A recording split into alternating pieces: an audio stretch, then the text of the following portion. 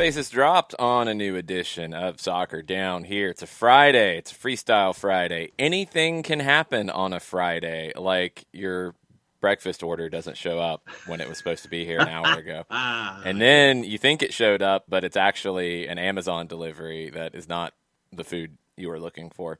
Welcome to Friday. It's good times. Friday. No, don't ever do that again. We've had this conversation before. We also had conversations last night at Red Hair Brewing in Marietta, and thanks to everybody who came out, and thanks to everybody who tried to watch on the stream. For some reason, our hotspot wanted to hate us last evening. I am going to assume it was because of the overwhelming popularity of having Kelly Francis on the show. There you go. That's my guess. But thank you for people who tried to contribute. Thank you for people who came out and hung out, and it was a lot of fun, and it was great to see everybody.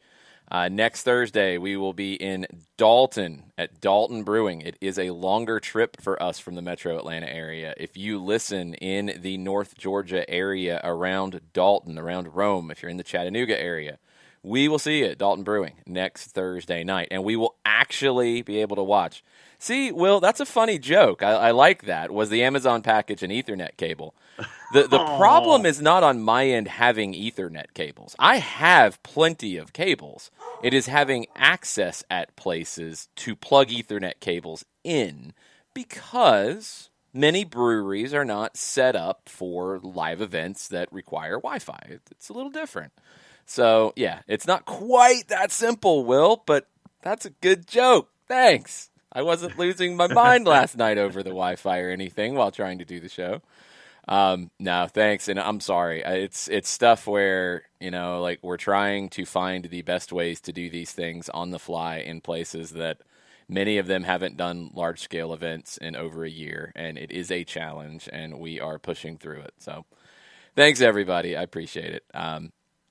We will get into a lot of things today. We have Mino Raiola and Papa Holland on a world tour. It looks like they'll be setting down in London here at some point if they haven't already. They even have plans or they tried it in Spain anyway, it didn't work, for how to keep Papa Holland out of the tabloid eye. It didn't really work. We'll get into that. We'll get into the latest rumors. And, man, like this stuff in Europe with England, with Spain, a little bit of France thrown in, maybe a little bit of Germany thrown in this silly season. It is going to be really, really stupid. Because, for example, Sport in Barcelona, which is a daily paper based in Barcelona, had two different articles that basically started with the same thing but then had a different response to the issue. The issue is Barcelona would like to sign Erling Haaland. Well, that takes cash, and they don't have a lot of cash. The articles start out the same way. The next segment of, well, if they can't sign Erling Haaland, they would be interested in signing Harry Kane.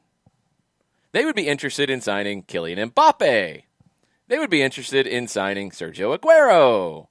It's like the same intro, and they just swap out the rest. Okay, that's how it's going to be. Jason Nix, I have not seen anything legitimate about Sergio Aguero to LAFC. That would actually make sense from a signing perspective because that's really something they're missing in a big way is a number 9, a true number 9. I don't think Musovski is that in MLS. I don't think Corey Baird is that. I think he's really more of a winger. They did give up some resources to go get Corey Baird, but if you can get Sergio Aguero, you go grab him. I have not seen that one, Jason. Oh, random tweet. Okay, okay. It sounds like a good theory, but okay, better. Because I was like, wait a minute. Yes, DM Tim. I fact-checked a lot of posts yesterday, too, because it was April Fool's. Let's jump into the kind of the big story at the moment, which is the Raiola stuff. He was in Spain yesterday. He did meet with Barcelona's leadership. He did meet with Real Madrid's leadership. Today, he is expected to be in London to meet with a number of teams.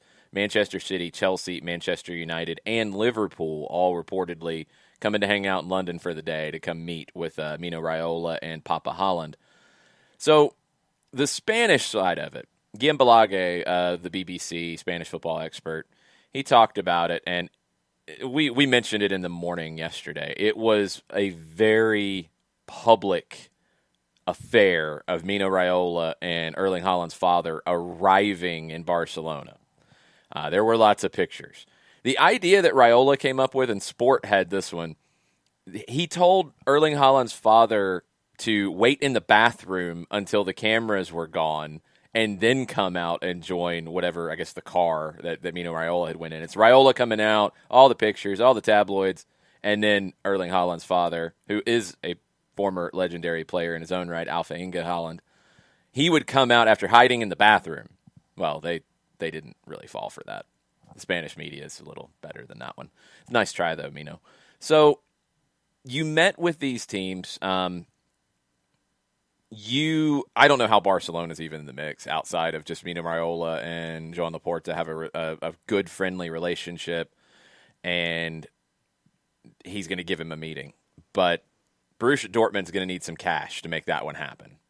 And that's the element here that, yes, Mino Raiola can go and go on world tour and talk to folks and get wined and dined, but somebody's got to pay Borussia Dortmund a price that they want to make it happen this summer. Real Madrid could potentially do that. However, they also have other things to decide as well. Kylian Mbappe is out there. Real Madrid's not completely and utterly flush with cash, so there are decisions to make there. These English clubs, Manchester City, we know they can pretty much spend what they want. They can do what they want. Chelsea, same. Manchester United, maybe not quite to that degree, but you do have their relationship with Haaland and Ole Gunnar Solskjaer, who coached him at Molde back in the day. And Liverpool, who have a lot of money and might have more if they make a move with Mo Salah, who keeps talking about how wonderful Spain is. Well, this is the quote that got me. Borussia Dortmund sporting director, Michael Zorc. So he was asked about Mino Raiola's world tour and Alpha Inge Haaland's world tour. And he said, there's no problem if Alfie and Mino want to sunbathe on the Mediterranean Sea. I am relaxed because I know what we want. And that's what it comes down to. I mean, Joan Laporta can send a private car. They can have a meeting. They can wine and dine, the finest meats and cheeses, you know. Then he can go to England, do the same again. I mean, it's a lovely couple of days if you're Mino and you're Alfie. But Borussia Dortmund doesn't have to sell the summer. They can say, you know what, 75 million euro next summer, that's okay with us. We will keep Mr. Haaland for another year, and we will do it. Now, you always get into it because it's never as easy as it seems. You always get into the situation where then the player and or the agent, and Mino Raiola is rather notorious for these sorts of things, say, yeah, Mr. Soccer Club, sure, that sounds wonderful. You'd like to wait. Our player's not going to show up. Our player is going to sit out. Our player is not happy. You need to make this move now. And then you get into some nasty backs and forths. So it could go sideways. Dortmund holds the cards right now. I've seen different reports that if they qualify for Champions League, that they would not sell him. I've seen reports that if they qualify for Champions League, they would sell him. I would think that if they make it into the Champions League, they would be less likely to sell because they could make a run in the Champions League. But, as always, money talks. And Mino Raiola will try to manipulate everything possible for his client's gain. So that's another element here that's just a really big factor in this, and we'll have to see where it goes. I really have no idea what happens with Mino Raiola, with Alpha Inge Haaland, with Erling Haaland, with Borussia Dortmund, and whoever the other club is at this point. It could go any different direction. Any different direction. I have no idea where it goes today. Nothing like being the belle of the ball, right? Well, I mean, he's not. It's not even him. It's his dad, and it's Mino. Like, you know, Erling's got a game this weekend. he's got work to do. He doesn't get to go have the finest meats and cheeses. He's not getting wined and dined. It's his agent who is getting wined and dined, and his papa. So, I mean, that's cool, but I don't know what it leads to. I mean, but the way that I'm looking at this, it's like you're going to take full advantage of this. I mean, if you're Mino and you're Papa Haaland, you're going to sit there, hey, you know, we want to come talk. you're not gonna say no for a double negative this early in the show. But anybody who wants to be interested, sure. Sure. What's it worth to you? Well, we want to hear your pitch, and you're just going to go to all these different places and take full advantage of it. Seriously, if you want to dine with kings and queens, if you want to get the finest meats and cheeses, why should you say no? Just go ahead and do it. Folks are going to foot the bill. You don't have to go through that part of the day where you're all sitting at the table and the check comes. And you're all just kind of sitting there, and one of you sits there and says, "Oh no, I got to go smoke. I'll be right back." And the three of you are sitting there at the table, or however many of you there are, and it's like, well, you're all kind of hemming and hawing. Who's going to reach into their jacket pocket first? Who's going to reach into their wallet first? No, if you're Papa Holland and you're Mino Raiola, you don't have to worry about that. So you can pretty much call your shot and sit there and say, Fodor's had this restaurant. What if we met here? Well, why don't we eat here for a change? What are they going to say? No. So I mean, no. If you're Papa Holland, and you're Mino Raiola, you're going to sit there and look in the book and look for the most expensive restaurant and go, yeah, let's meet here. And what are they going to say? No to this whole thing? No, take advantage of it. But no, I have no idea where it goes either. Considering that Dortmund, even though right now they're in the Europa League spot, they're 3 points clear of staying in the Europa League spot, but they're 4 points out of being in the Champions League spots right now. So they got a little work to do, and Holland's going to have to be the tip of the spear for that. Yeah, I mean, it's a weird one because you've also, alongside of Mino and Alfe's World Tour, you've got a big Champions League tie coming up if you're Dortmund, where, you're going to be a big underdog against Manchester City, but you're in that stage. You're in the quarterfinals. Can you pull the upset? Well, when you have a goal scorer like Erling Haaland, you can. You can. You probably won't, but you can. And this is a huge distraction. We'll see how they do this weekend. The Bundesliga will have a lot of eyes on it this weekend. Dortmund play tomorrow in one of the early games. They host Eintracht Frankfurt. That is a 5 versus 4. That's an excellent matchup. It's an even better matchup at the top of the table later tomorrow at 12:30. It is Bayern and Leipzig, 1 versus 2. Leipzig is hosting it this time around. And look, the whole project for Red Bull buying Leipzig, not officially, kind of, sort of, and they're not Red Bull Leipzig, it's RB Leipzig. It's of course, it's not anything that would go opposite to the German football rules and federation rules. Of course not. But since they became RB Leipzig, since they went on their meteoric rise, they haven't been able to beat Bayern in a game that matters. This is the time. With Robert Lewandowski out, this is the time. There's rumors that there was a bet placed by the Red Bull owner, Dietrich Mateschitz, and former Bayern president Uli Hoeneß, that RB Leipzig would win the Bundesliga by 2022. This has been a rumor in German football for years and years and years. Well, it's 2021. You're starting to run out of time if you are RB Leipzig. This is the opportunity. This is the chance. The only win RB Leipzig has had against Bayern was when Bayern had already won the title in 2018. Now, in December, they had a 3-3 draw in Munich. It is getting closer, but can they actually do it?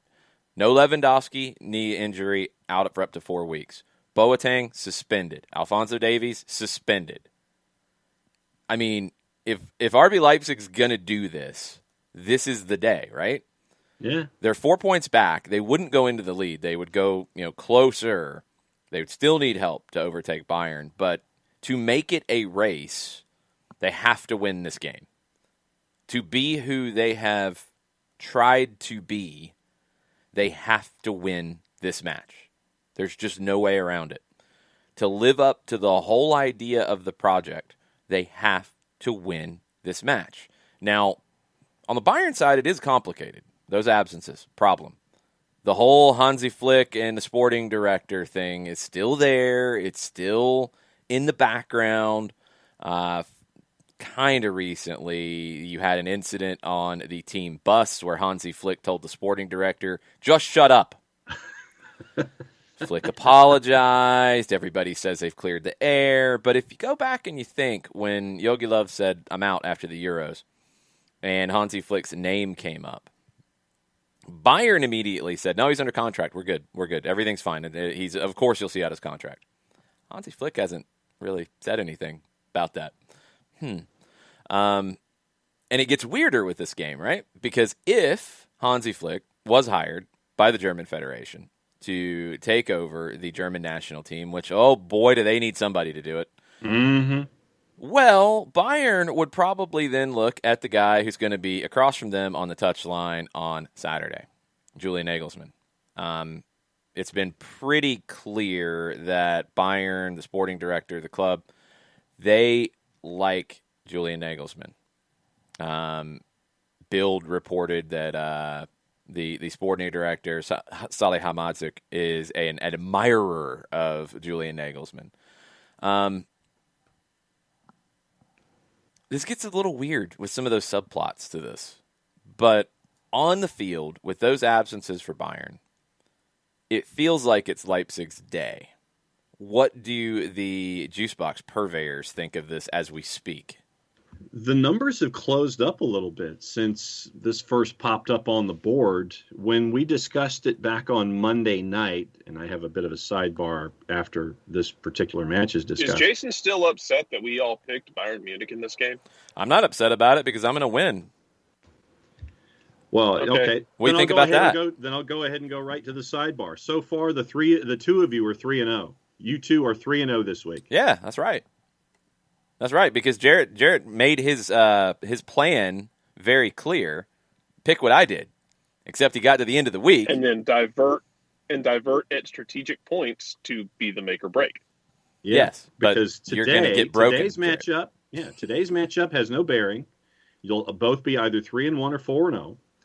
And then it's the two matches on Saturday and Sunday that'll be the difference in determining who wins the week. So juice boxes coming in.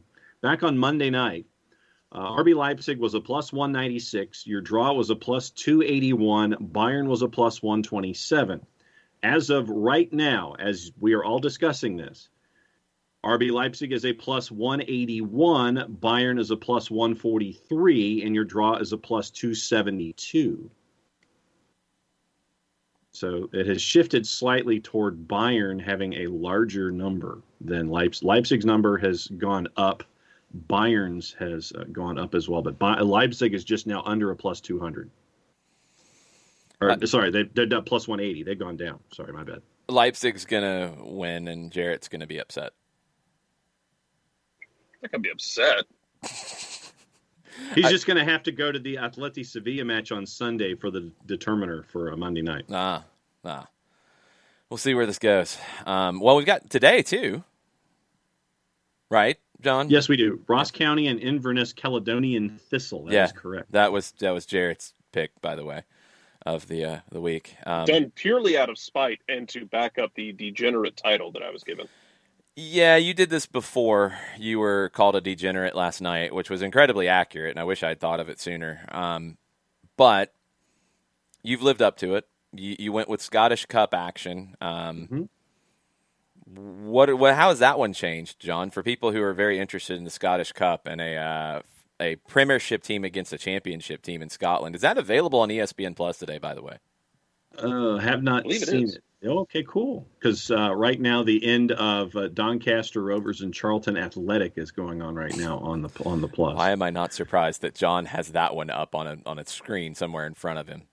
Of course, Ross County and ICT. Numbers have dropped for ICT. They were at a plus 190. They were at a plus 195, and now they've gone up to a plus 242. So they are now further away from being a favorite. Ross County's numbers haven't shifted all that much. They were a plus 102, and they were a plus 108. So money is still hanging with Ross County. Inverness Caledonian Thistle has distanced themselves from the initial numbers that were out on Monday night. Didn't Jarrett and I both go with Jake Mulroney's former club? Yes, you did. That's what I thought. Yeah, so like I said, this one has no bearing on how you guys will distance yourselves. It's going to be the Saturday and the Sunday matchups. Coco says betting on Scottish Cup feels like betting on MLS. No, it's worse. It's actually worse. It's worse. it's far worse. I don't know about that, but it's worse. We have to pick a game a day. It's how the soccer over there picks of the week goes. You have to pick one game per day. And today, there's not a lot of games to choose from, and this is what we ended up with. Jarrett, you are also being requested for your take on reports out of Scotland claiming the New York Red Bulls are close to a move for Celtic striker Patrick Klimala.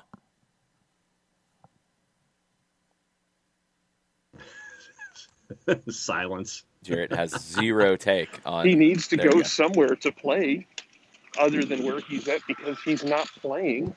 The last report I saw on Klimala was that when they brought him in, they went, "Oh, he's not built to handle this game physically in Scotland." And that was the issue, was they were worried that he could not handle the physicality of it, so he went through basically weight training. Okay. We'll see how that goes. It always works. Yeah, we'll see how that goes coming to MLS. Yeah, that's my thing. I have the same question. Like, it's not like MLS is like a finesse league. No. Celtic paid $5 million a year ago for him. Poland Youth International.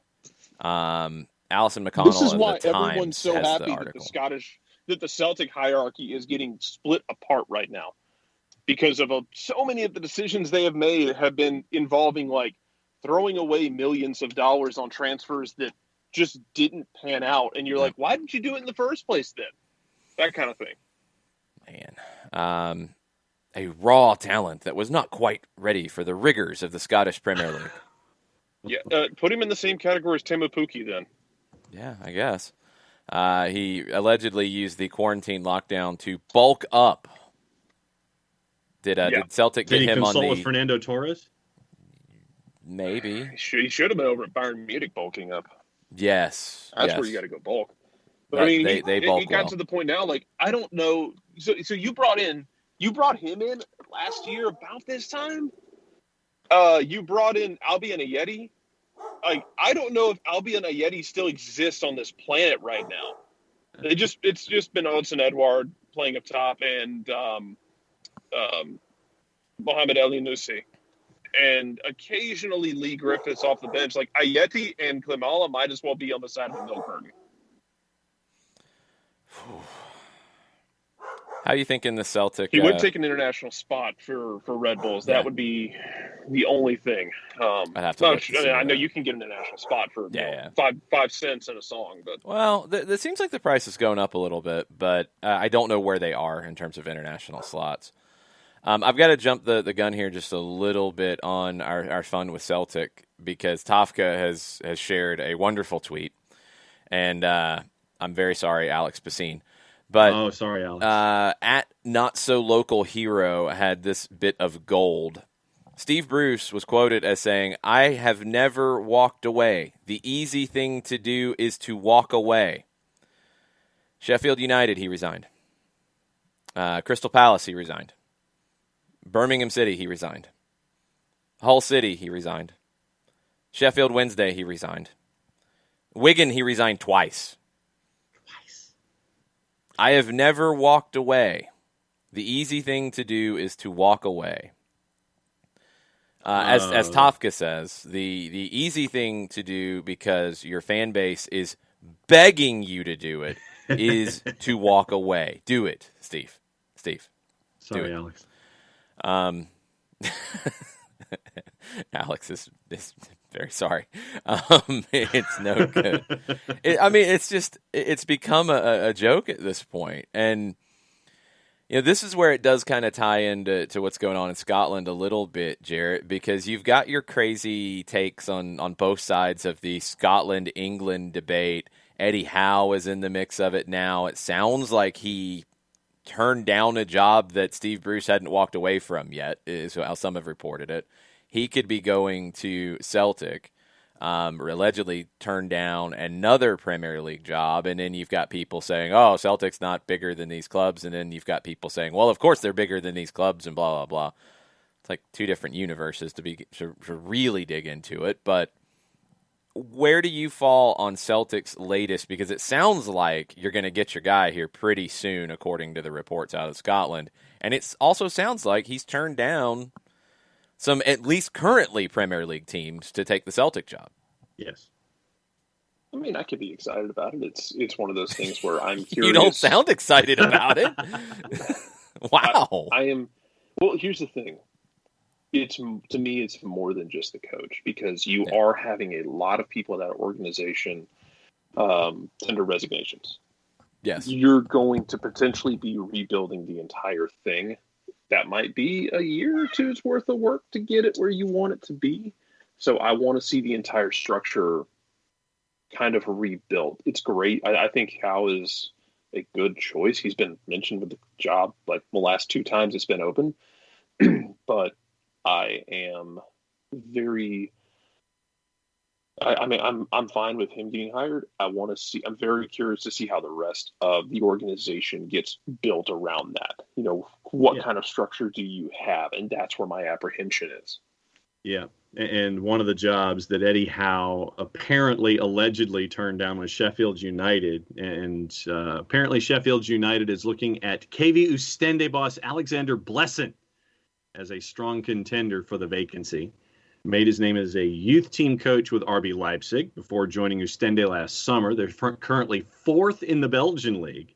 So Sheffield United is chasing after, allegedly, a coach whose team is 4th in the Belgian league because the United owner Prince Abdullah wants a young coach with fresh ideas, and Blesson has worked with young players and his ability to operate on a budget. So that's where things are with Sheffield United at present. And with the Scottish Cup also, Aberdeen is in action. They're the early game tomorrow against Dumbarton. They're a big favorite, understandably so. They're, according to the juice boxes, they're at a minus 667 against Dumbarton Jarrett, who's at a plus 1168 going into the early game in Scottish Cup tomorrow. If there's ever a time for Aberdeen to score goals, it feels like it's tomorrow. Fingers crossed, right? Yes. They need to get out of that rut with no goals. What was it, 3-8? 3-8. That's horrible. But Stephen Glass is now at least on the ground. The quarantine period, he won't be on the touchline for this one. But he will be getting in place here very soon, and we'll see what he can do. And he's putting together a staff for next year that is ambitious. It's ambitious. I'm excited to see how it turns out for Stephen and for Aberdeen. Yeah, no doubt. And when you can bring in somebody like a Scott Brown Jarrett, who, you're there for a couple of different reasons. You're not there for 30-year-old Scott Brown. You're there for what Scott Brown can bring to the table now.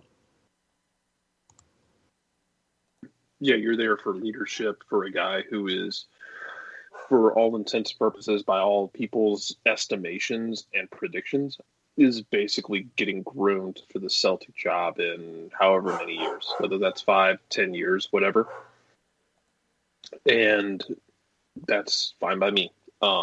If he's going to go actually do his coaching work in a system that's a little bit more progressive than what he's been in for the last year, I'm good with that. There were rumors that one of the reasons he took the spot at Aberdeen is the unsure nature of Celtic going forward, especially with the manager side of things. And it might be one of those where he's thinking, I'm just too old to go through an entire new system again. So it's you're bringing in a guy who's going to be he's a winner, Paul. But no, he literally has won a ton of trophies and actually knows how to approach big games and has had moments in big games. So you're asking him to come in there to learn and to also kind of, I think, bring that edge to games where if you're Aberdeen, you're going after cup finals. And it's nice to have somebody in those cup games who can play with that edge, who has won them.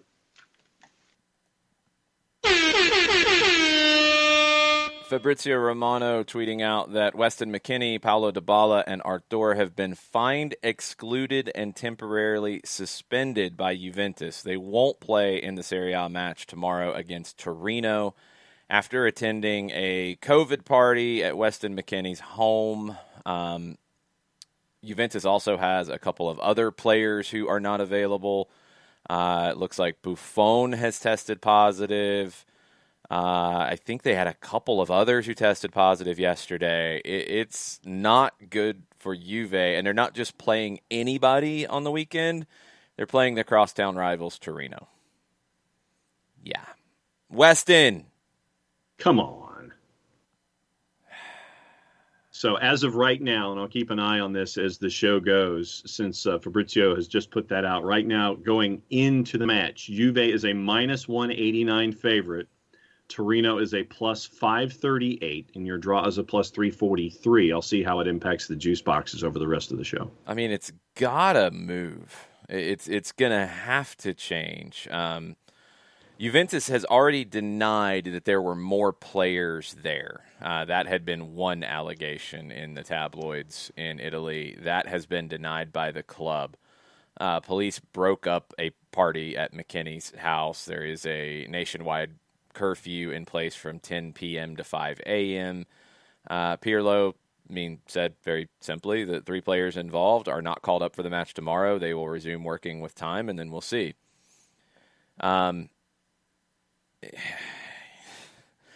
Juve's in a lot of hurt right now, and this is the last thing they needed. With the back and forth about Andrea Pirlo is the guy, he's not the guy. They're going to get rid of Ronaldo, he's going to stay. This is a crisis for Juventus, and they haven't had one of these in a long time. Burns says, I read it wasn't a party. It was a dinner at McKennie's house with 20 people. Yeah, totally. Totally. Nice try, Weston. That's not going to work, buddy. So bad. But Juve's in a bad spot here, and let's take a look at Serie A, because the title's gone for Juve. The title is probably gone for everybody, but we'll see what happens. Inter has that 6-point lead. They have a game in hand on Milan. They have to make up that game that they missed because of some COVID issues. Juve's on 55, and this is why I say this is a crisis. They're on 55 in third place. They do have a game in hand on Milan ahead of them. They have a game in hand on Atalanta behind them, who is on 55 points as well. That's fourth place. Top 4 go to Champions League. Number 5, lurking, Napoli. Same number of games as Juventus, 2 points back. Roma has played one more match. They're 5 points back. Juve is not looking at the title anymore. Juve is looking at staying in the Champions League next year. And I mean, we talked about the financials. Like, they don't want to blow a bunch of money here. If they miss out on Champions League, then it does change the paradigm. It does change the conversation about what they do. And they could easily do that if they're going to be playing games for any period of time without key players due to COVID, and without these 3 players, at least in this game, Torino has an opportunity to take care of business. Now, Torino's in 17th place. They are on 23 points. They are trying to avoid relegation. They're 1 point clear of the drop. They've been handed a gift here, but can they take advantage of it? Well, they're not that great. Juve has to find a way to win tomorrow, because if they don't, and Napoli does, you are going to be potentially looking at the outside of the Champions League spots. And that would be not catastrophic financially for Juventus, but it would change what they do, in my opinion. It would be funny as hell that they paid all that money to bring in Ronaldo with the idea of winning a Champions League title and end up not even in the Champions League. Yeah. Yeah, and it's very possible. It's very, very possible. In Italy, the rest of the games this weekend, they're all tomorrow. Milan hosts Sampdoria. Napoli hosts Crotone. That is a very winnable game for Napoli. Sassuolo hosts Roma. Atalanta hosts Udinese. Udinese is in 12th, so Atalanta's at home. They should be able to pick up 3 points. The two teams that you're battling with closest are in winnable games tomorrow. Roma at Sassuolo is a tough one. So that team in 6th, Roma, that might be a little bit tougher. But Juventus will have the pressure on them. And then, by the way, midweek, remember that game that Napoli couldn't travel to Turin for back in the day? And Juventus did this whole big presentation of here's the lineup, here come the players, out for the game. Oh, there's no opponent. And then they got 3 points, and then Napoli got suspended or fined a point, and it's a whole stupid dog and pony show. Well, they got to play that on Wednesday. So, in addition, Juventus has got 3 players suspended, a bunch of players out with COVID, and they got to turn around and play a team that could keep them out of the Champions League a few days after this game against their crosstown rivals. Have fun, Juventus. Yeah, big favorites. Milan is a big favorite against Sampdoria. Atalanta is a big favorite hosting Udinese. Lazio is a big favorite. Napoli's a big favorite, and by that I mean minus 435, and Crotone is almost a plus 1,300. Your Roma matchup that you were discussing, Roma right now is a minus 149. Sassuolo is a plus 376 at home, and your draw is a plus 338. And like I said, I'll keep an eye on the line for Juve and Torino for the rest of the show. Inter is a big favorite on the road at Bologna. Let's take a quick run over to hear the reaction to Juventus's hard times from one Nick Alifi. I am in a very, very, very good mood. That's Nick's take on this. I'm sure he is enjoying himself at Juventus's misfortune. Oh, we will see where this thing goes. But Weston, man, stop it. Yes. Let the others be dummies. You don't do that. Come on. Come on. So frustrating. Don't need that. Don't need that to happen. Mm-mm. Okay. Tell us about your beloved Prim, John. What's the Prim got coming up this weekend? Well, since we were discussing Newcastle and Steve Bruce, they could get Alan St. Maximin back for the first time in 10 matches. They still will not have Callum Wilson for their matchup this weekend. Sorry, Alex. And the matchups, I think it's 4-4-2, because once again, the philosophy of the Prem is to not have any game overlapping any of the others. Your matchups on the weekend, tomorrow morning, the early one is Chelsea and West Brom. Chelsea, big favorite. Exactly. Chelsea, big favorite, no surprise. Your 10 o'clock. Leeds, big favorite at home as Sheffield United comes to town. That won't be fun to watch either. Your 12:30, Leicester and Manchester City. Manchester City is a minus 172 heading to the King Power. That's a fun one. Leicester, by the way, is a north of plus 500 in most places, anywhere for plus 525, and your draw is just north of plus 300. Your late game tomorrow at 3 Eastern is Arsenal and Liverpool. Arsenal at home is a plus 215. Liverpool's a plus 127, and your draw is a plus 260 and north of that number. Intriguing. Sunday, Southampton and Burnley, which should set the world on fire. Oh, yay. 9:05 is the Alex Pacine derby with Newcastle hosting Tottenham. Spurs are a minus 159. Your 11:30 isn't too far from that, although Fulham really needs points. It could be the first time that Jack Grealish is back, and the first time for 6 weeks as Aston Villa hosts Fulham. And your 2:30 on Sunday is Manchester United and Brighton. Manchester United, obviously the big favorite there at a minus 150. Monday Night Football is a doubleheader. Everton hosting Crystal Palace, and Wolves is hosting West Ham. Roy Hodgson at Crystal Palace still continues not to want to address his future at the age of 73. And he is out of contract this summer, as are a handful of other folks at Crystal Palace. Will we see a sea change with Steve Parrish once the season is over with Roy Hodgson, or will they just be happy where they are? Jeez. One more on our buddy Weston McKinney. His neighbor is now quoted in the Italian media after calling the police about the party.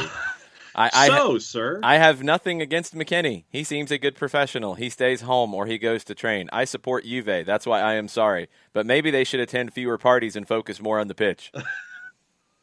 It was the neighbor.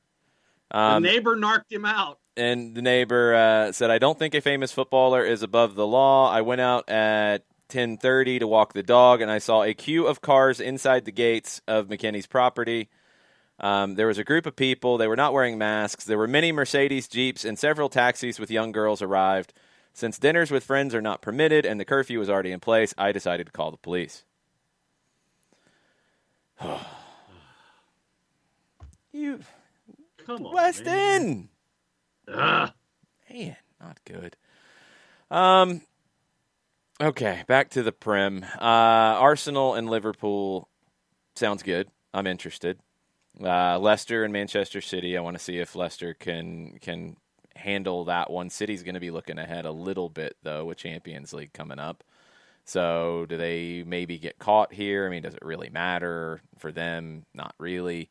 They have a chance to be the first English team to win a 4-trophy set. League Cup, FA Cup, League, and Champions League. Nobody's done it.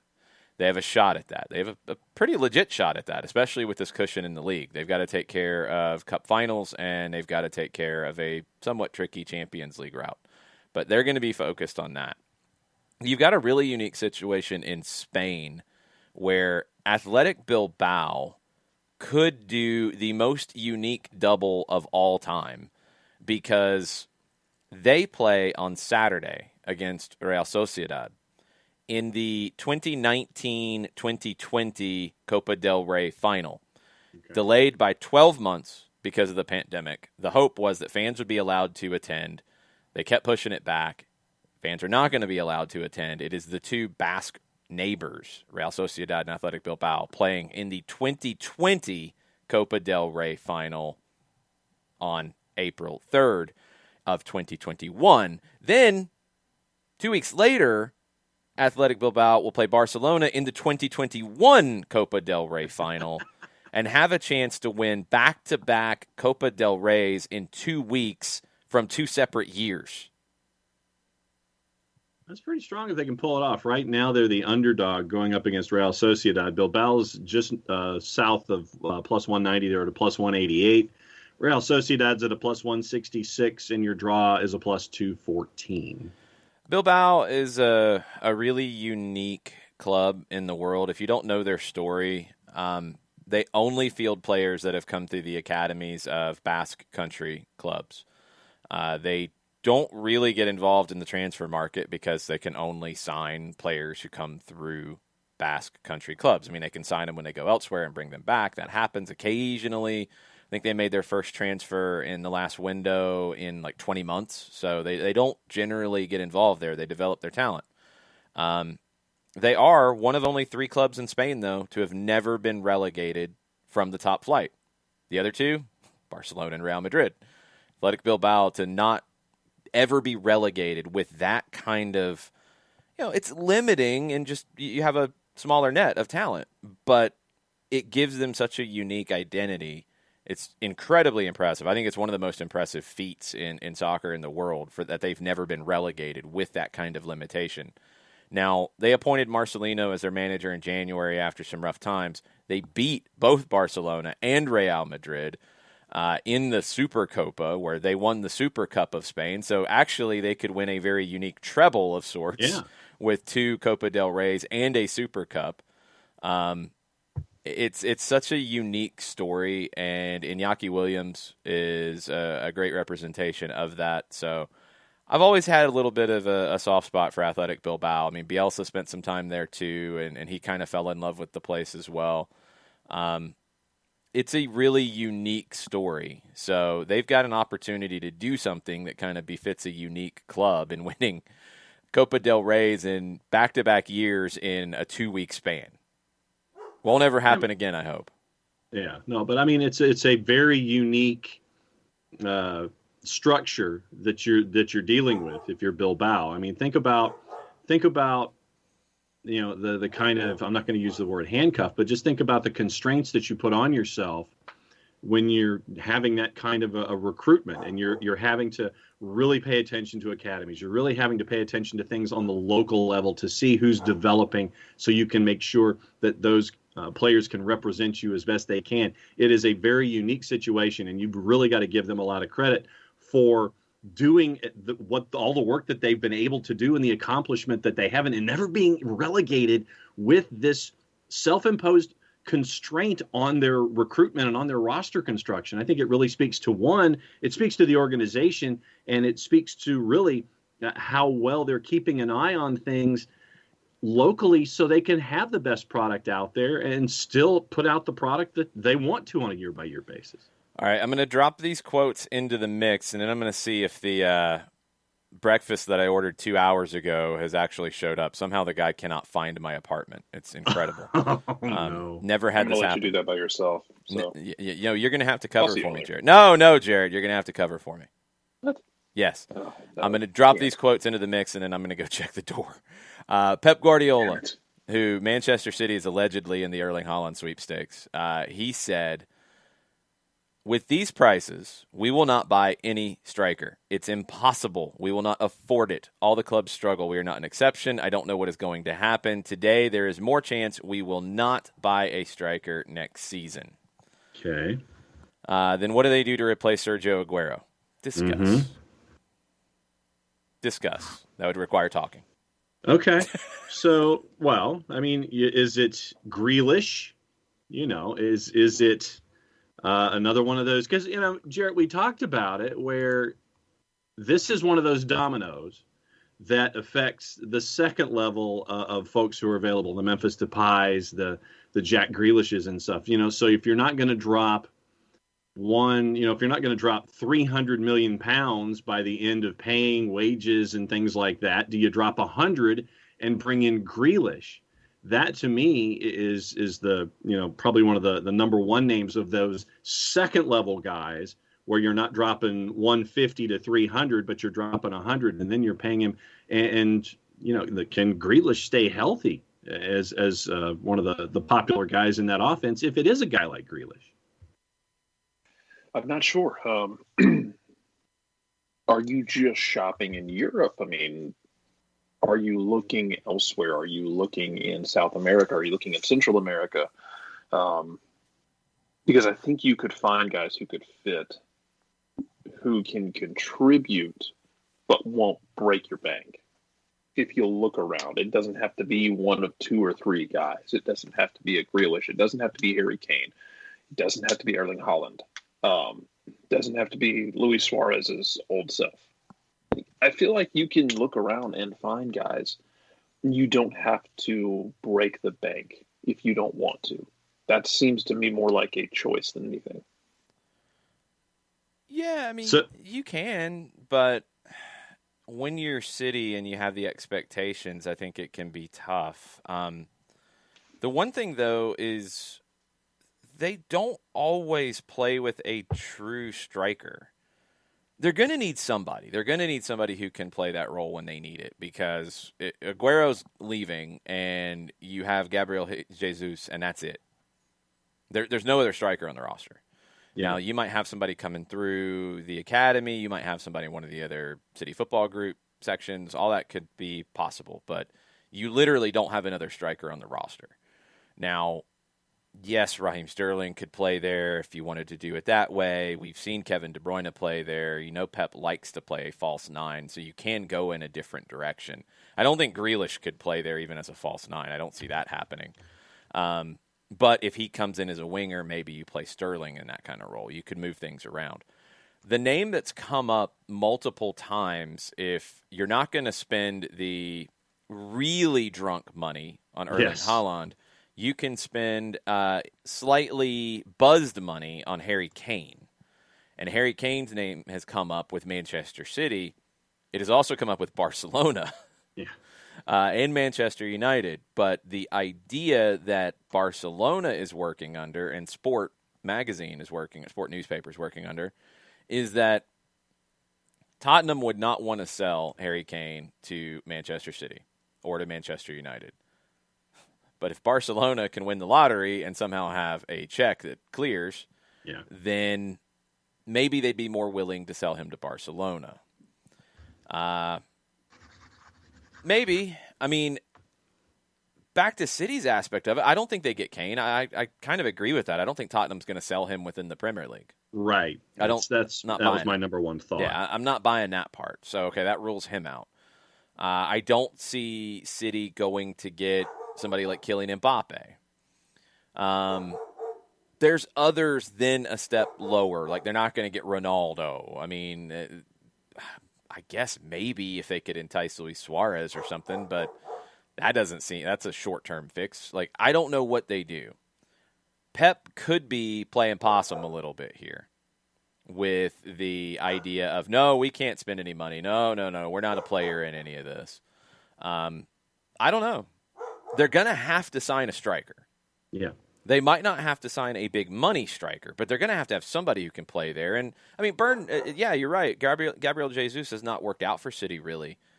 He's not going to go anywhere yet, and you got to sign somebody else who can play that position when you need a true number 9, especially if Jesus hasn't been the guy that they want and Pep's not comfortable with. Right. Got to pick up somebody. Mm-hmm. Even if it's not your primary way of playing, you got to have somebody in that role. But the question for me is, in all of this, for the clubs that might be able to afford it, even if you're mortgaging your future a little bit, for someone that is as freakish as Haaland is, can you afford not to pursue? Well, if you're Manchester City, you can, because your whole basis of playing is not based on that. Like, they had Zlatan. Pep had Zlatan at Barcelona. Zlatan at, what would he have been at that point? 26, 27? Prime Zlatan. Nope. Didn't work. It's not about just, oh, he's great. Yes, we play him. No, it's because you have a philosophy of the way you play. Right. He might not be the best fit for that philosophy. He's a great player. But Pep might make the decision, you know what? He's a great player, but he's not worth 150 million euro to me. He might be to somebody else. To me, I don't value him that way because I can do that in different ways and get that production. Another team might say, like Chelsea, might say, you know, we just sign guys to sign guys. Yeah. And yeah, we'll pay 175 million. Like that, it's not that simple to me, John. It's not as simple to say, like, for Pep and for Manchester City, just, oh, he's good, they have to sign him. I know it's a square peg round hole thought. No, it's not necessarily that. It's not that simple. It's just the value is different because of the way City plays. Pep can make a player fit and he can make it work, but if you don't have to, then you don't have to spend 150 or 170 or 180 or whatever million euro to get him, because you can score goals and you can create chances in other ways. He might not be the best fit for City, so his value to City is not as high. And that's why I don't put anything past Roman Abramovich over at Chelsea, just because of him wanting to have as many of the toys in the toy chest as humanly possible. Yeah, but the talk is that Haaland wants to go to Spain. And the talk is that he wants to play in Spain. And the only big money opportunity in Spain right now is going to be Real Madrid. If Mino Raiola wants to manufacture a way to get him to Barcelona, if that relationship is as strong as people say with Raiola and Joan Laporta, I don't think you can do it this year. I think that would be next year. I think you could maybe find a way, if the release clause is hit, that gives Barcelona time to raise up some cash. Then if a bunch of clubs hit the release, then it is down to those personal relationships. Then it's down to making decisions. That's a different conversation. I don't think Barcelona can do it this summer. I just don't see it unless they get somebody to pump a lot of money into that club to pay for Erling Haaland. Right. I don't know if Barcelona has the boosters that the Auburn football program has. Or Georgia. Barcelona is still shopping at Neiman Marcus when they need to be at the thrift store. It's very impressive at times. Yeah. I know it's Barcelona. They'll find a way to make things happen, but there are times where Barcelona does stuff where I'm like, this looks like a rejected script from an episode of Arrested Development. Now, There are some comments coming up in the Twitch pitch that I think is a little more likely for the way City could go. Nick Alifi, who has stopped laughing at Juventus' misfortune for just a minute. Yes. Duvan Zapata could be an option. Atalanta won't walk unless it's a substantial fee. Not Erling Haaland's substantial fee, though, so then it becomes a different conversation here for City. It's a weird one on the City end of it. With Chelsea and Haaland, yeah, they're probably the club that could put the most money in front of him. But is that where he wants to go? Is it going to be enough for Dortmund to make the sale now? There's so many other factors into it. If he doesn't really want to go there, then he won't, and he'll wait it out. I don't think Dortmund will force the sale unless they have to. And if they qualify for Champions League, they don't have to because the financials will be a little bit different for them. There's so many little elements of this that we just don't know yet. But some of the names in terms of the City aspect, they don't have to go to Neiman Marcus to continue Jarrett's story. They don't have to go to Neiman Marcus to get the right fit for their outfit. They're pretty savvy and pretty creative with how they can put their look together. They could go shop elsewhere. Not the thrift store. They could do that too, but they can go shop elsewhere. They can go to the weird little boutique down the street and get something that maybe isn't valued by others the same way, but they can make it look perfect. Yeah, I mean, that's your really weird fashion analogy of the day. Yeah, well, I mean, just think about what they did at the back when they got, Ruben Diaz and João Cancelo. I think Cancelo was like number 3 on their list or something like that at the position that they were hunting for at center back. So they know what they're hunting for, and they don't have to go to Neiman Marcus. If they go to Men's Warehouse, they go to Men's Warehouse. They go to Parisian, they go to Parisian. No, Manchester City's not going to Men's Warehouse. Let's not get crazy here, okay? They're not going to Ross. They're not going to TJ Maxx. They're not going to Marshall's. Gwen's fired up because you said that. They would go to the boutique that you don't even know what the name of it is, John. You don't even know what the name is. You probably can't pronounce the name.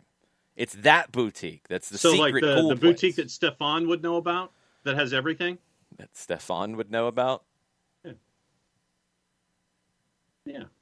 From Saturday Night Live? Oh, thank you. The Bill Hader character? I guess so, yes. They would go to that boutique, yes.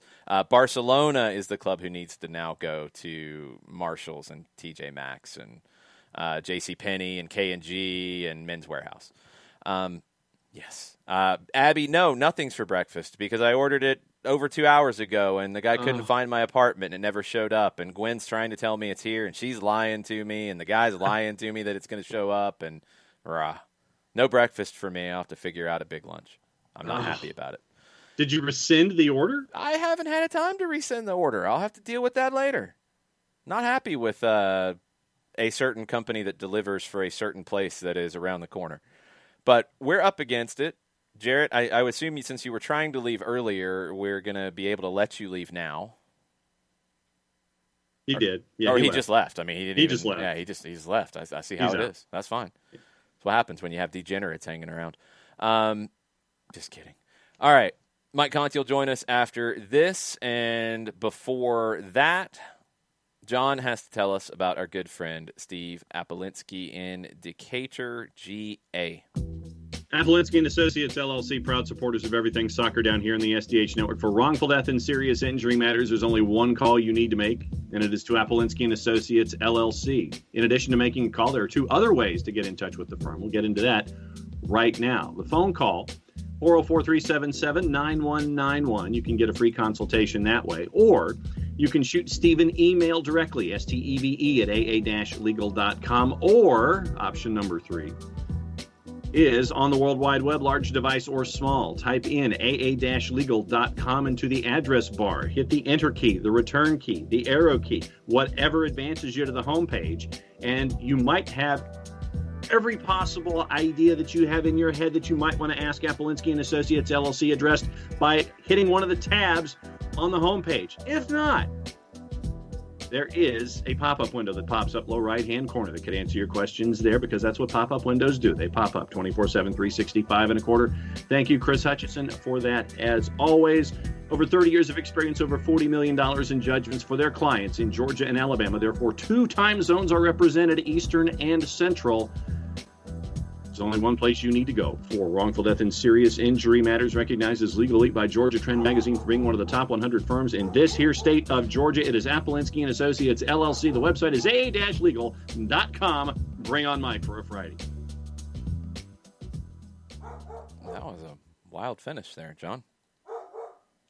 Trying to get Mike on, and Gwen sitting there barking at me. And yeah, Gwen was definitely barking at you. She did not like your read today. She is not happy at the moment. She's barking to try to tell the person where my apartment is. So Gwen's acting like a beacon. She's trying to. A breakfast beacon. She's trying to. Man. What's up, Mike? Hey, guys. What's going on? Not much. How are you? I am very, very good. Thanks. Jason is still waiting for his breakfast to be delivered to the casa. Yeah, I have really, really struggled with the, and you'll have to excuse me, I had a late Hawks game last night. I've really struggled with the Uber Eats, DoorDash, Grubhub breakfast delivery. It just seems like there's not a lot of couriers this time of day. It's good when I don't have a time crunch. It's bad when I actually plan for the time crunch and then it somehow falls apart. Right. What did you order, by the way? Panera, because it's around the corner and it should have been really fast to get it here, and the guy somehow could not find my place when every other delivery person has found my place every other time. Are you going to have? Well, maybe he's there now. I mean, Gwen is saying hi. Gwen is trying to attract the delivery here, and it hasn't worked Gwen for an is the hour. breakfast beacon that has yet to work. Yeah, it hasn't worked yet. She's trying though. She's trying really hard. We got to get into a little bit of CONCACAF Champions League, Mike, because our friends up in Columbus have some issues. Okay. Artur and Vito Wormhor, the center back who was injured and supposed to be back, they are going to be out. They're not ready to play, according to Caleb Porter. Probably a midfield of Darlington Nagbe with either Perry Kitchen or Aiden Morris, who we saw in MLS Cup. I guess it'll be Josh Williams or Abubakar Keita at center back. They do have a forgiving opponent, let's say, in Real Esteli, but this is not how you really want to get things started with injuries this early. No, but is it injuries? Is it out of fitness? Is it they missed part of training camp for an unstated reason? It could be a lot of things that I don't necessarily want to speculate on. Yeah, they're not quite ready yet. Artur had hernia surgery after the MLS Cup final. He is training, but he's not built up for a game yet. He hasn't played anything in preseason. He might be able to play, but not start. Wormhor is a player who had that ankle injury in the first game of MLS's back, if you remember. He had to have surgery. He is doing the same. He's training, but he's not quite there yet. It's not a problem for them, I think, when we get into the season. It could complicate the games with Real Esteli, but you should be okay. It just affects your rhythm a little bit. It does, but like you said, very forgiving opponent. Yeah. If they were playing Alajuelense, if they were playing León, Columbus would probably be in real trouble. And, I don't suppose that Caleb Porter has elaborated much on a timetable. Like, if there's a chance maybe they could even play in a second leg. I think so. I mean, he said they could play. He said at least Artur could play minutes. Yeah. Talking about the first leg. So that if you're a Columbus supporter, that's really reassuring. I mean, if somehow you come out of Real Esteli with just a road goal, even if you don't win the first leg, you look at what you could potentially have the following week in Columbus with Artur at least available off the bench. And look, Columbus.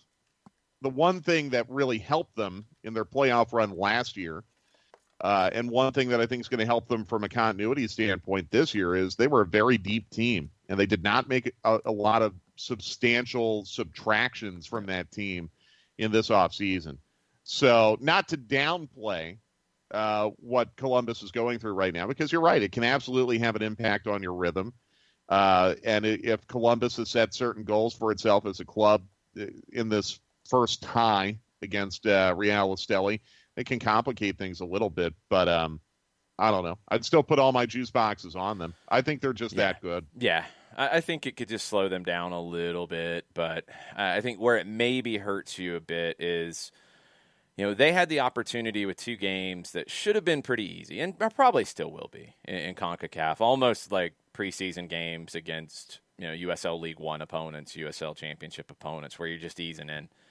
They won't have that, and they'll go into the season, maybe just a little bit behind where they could have been. They might drop some points early, and I know Supporter Shield isn't the thing that it used to be, and especially this year because the schedules are so weird across the league.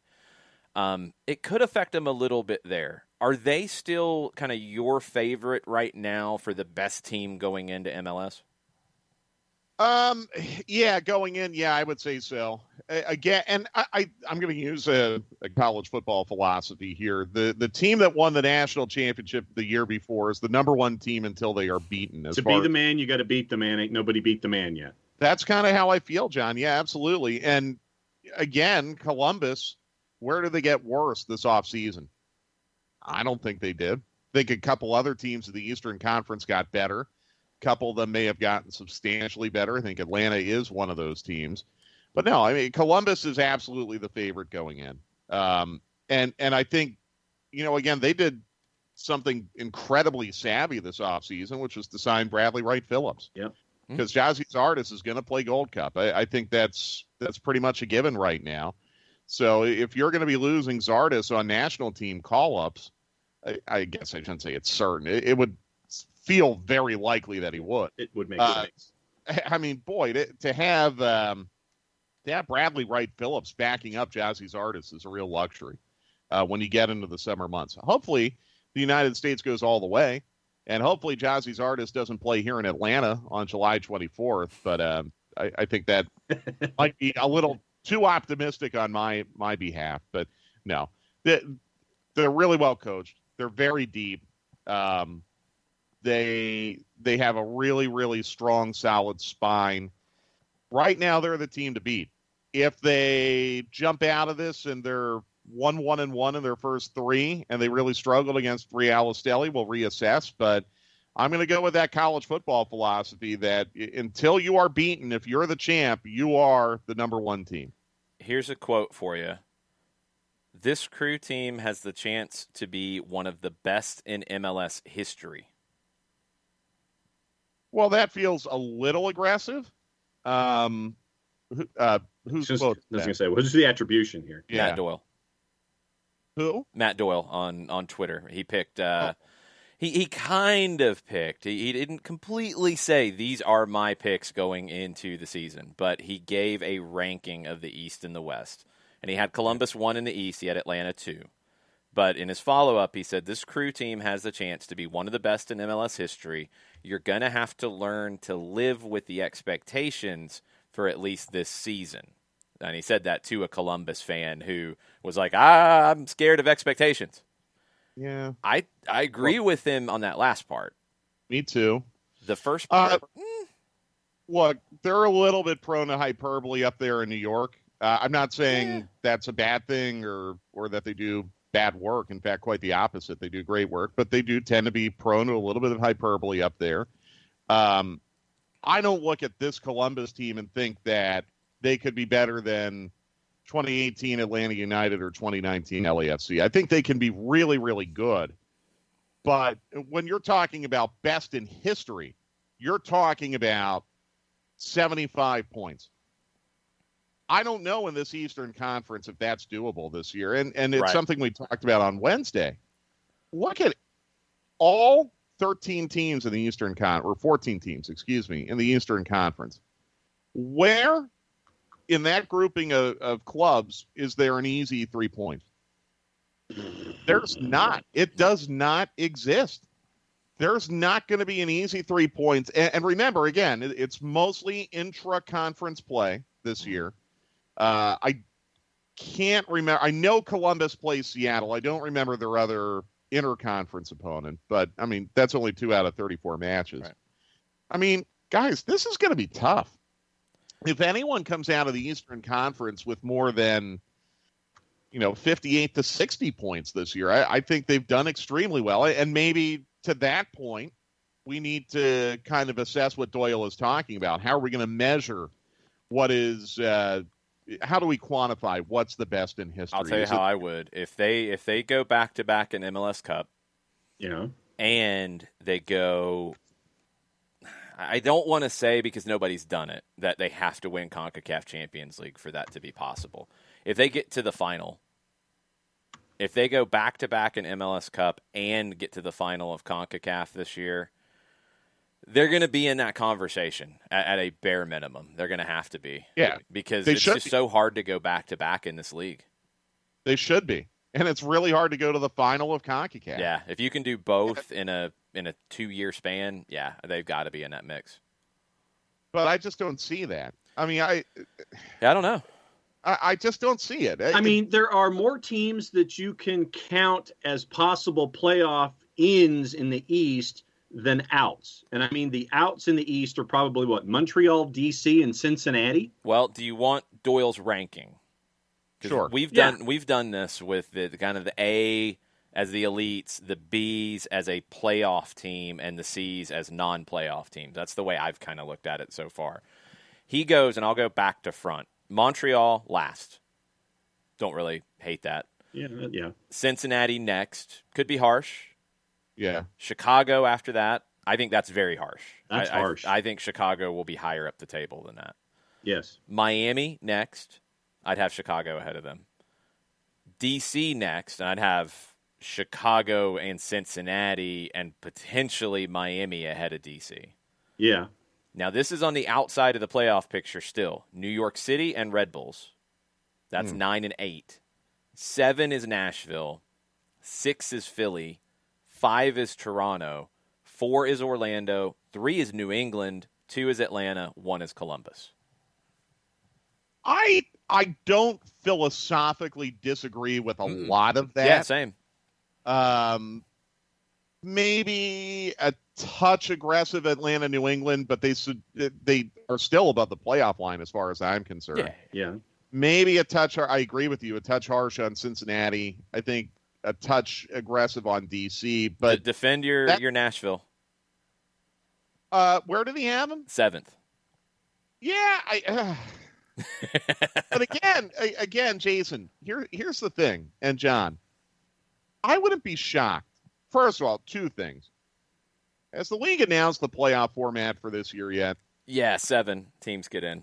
And that's what they're saying right now? Yeah, and they'll stick with that. I mean, that's it. Unless you have, games not played and everything the points per gets and all wacky that stuff. again. It's going to be what it was before, 7 teams in. Okay. So he's got Nashville in the playoffs. Yeah. Well, again, I think we're talking about this year in the East. I don't see anyone going over 60, but I think a lot of teams are going to be above 40. So, Nashville might be 7th, but they might be 3 points out of 3rd. Okay. Yeah, it could be that kind of year. Yeah. No, right now, without seeing anyone do anything on the pitch, I don't know how we can separate Nashville from New England and the 2 teams in New York and Atlanta. I don't know if we can say, Nashville's clearly 6 points better than Red Bulls, at least. Or Nashville's probably 15 points better than Chicago. I'm not confident enough to say that yet. This might be a fun discussion to have in 6 weeks. Yeah. I think once we see these teams play, we're going to get a little bit of and especially the teams that have made coaching changes. And I love where Doyle's at philosophically with DC, because I think they're going to be a lot of fun, but I think it's going to take them a lot of time with their personnel. Yeah, that's where I'm at. It's probably going to be the same for Montreal. Maybe not. I mean, they've taken a member of their existing technical staff. Well, but I also think that being away from home again to start the season, it's going to kill them. Toronto with Armas, that's going to take time. Honestly, Atlanta with Heinze is going to take time. So, I don't know. It's really, really tough. And this is what's going to make the season fun. We're going to have a lot of really competitive matches. But right now, I think there's a lot of parity in the Eastern Conference. No doubt. And that's what like, that's what's going to make it hard for me to say, no, Nashville should be 4th when he has them 7th. Because honestly, the difference between 4th and 7th might be a couple points. Mm-hmm. So we'll have to see. It's going to make it a lot of fun, though. I do think your Supporter Shield winner is probably going to come out of the Western Conference because there's less parity in the Western Conference. Yep. There are more easy wins in the Western Conference. So for a team like LAFC or Seattle or Portland, maybe Dallas. Honestly, I'm really optimistic on Dallas. I think for one of those teams, it might be easier to collect points. And then depending on who your interconference games are, like if you draw, say, Montreal-Chicago interconference, well, you could get 6 points right there, and that could be a pretty good head start. With you being high on Dallas, I've got to give you Doyle's Western Conference ranking. Yeah, go ahead. Yeah, go with the West. From the back, RSL, Houston, Vancouver, LA Galaxy, Austin, ahead of those 4, maybe a touch aggressive. Just outside of the playoffs, Dallas, Sporting 7, San Jose 6, Colorado 5, Seattle 4, Minnesota 3, Portland 2, LAFC number 1. Okay. Yeah. Why so did he have a synopsis on why he's so pessimistic? No, it's just a ranking. I was going to say, I mean, on Sporting, really? That far down? Yeah, I mean, that's a surprise, too. But with Dallas, has Pomacall had some kind of setback that I'm not aware of? Because I might not be aware of this. He's just not 100% yet, is the sense I've gotten out of Dallas. It's not that he's had a setback. It's just he's not 100% go yet. Yeah. But they still have another 3 weeks to get him there. Yeah, and they're still super talented even without him. They did sell Thiago Santos, which was a little bit of a surplus for them, especially with Tanner Tessman's development. They got some money for him. They could go out and grab somebody if they need to. I think Dallas is a playoff team. I do too. I look at them as a good young team. Now, again, in Doyle's defense, it might be really, really hard right now to pick substantial differences between, say, a Dallas who he has just below the line and a team like Colorado who he has just above the line. And by the way, I like Colorado making the playoffs. I don't disagree with that. Actually, I kind of do. I've got LAFC, Portland, Minnesota, and Sporting as the top 4. That's the elite group to me. I've got Seattle and Dallas in the next group. Colorado, San Jose. They're Seattle is Seattle. I don't know how they do without Jordan Morris. Colorado, I feel like, is fine but not spectacular. San Jose, who knows what you get out of the Quakes. And in that last 5, I mean, there is a jump back to Austin, Galaxy, Vancouver, Houston, RSL. Yeah, one of them is going to surprise us because it always happens. I mean, I don't think it's the Galaxy so far unless they have a big summer signing. Austin is going to need somebody like Pochettino to have an incredible first year and Cecilio Dominguez to score a bunch of goals. Vancouver's got a bunch of kids. Maybe one of them emerges. Houston in year 2 with Tab Ramos. Okay, it'll be better. I do think it'll be a good bit better. RSL, I just don't think they have enough, but they're going to be young and scrappy. One of them will be a surprise. And in one of those, Seattle's, Colorado, San Jose's, maybe Dallas. I feel like Dallas is a solid playoff team, though. I feel like it's... I do too. San Jose feels like they're always a wild card. Yeah, they're so hard to call. Yeah. San Jose feels like the team... Honestly, San Jose feels like a team that could surprise everyone and win the Shield or miss the playoffs. Oh, I'm not that bold on the upside. I'm exaggerating a little bit, but I mean, they could be really good under Almeida and drive folks crazy, or they could be really bad under Almeida and drive folks crazy. I think they could be 6th. That's the ceiling. It's barely getting into the playoffs. I think that's the highest they can get in. I don't know, because we've seen this before and we've seen it under Almeida. When that team gets hot, I think San Jose is the team that plays probably the most emotionally of any 100%. team in this league.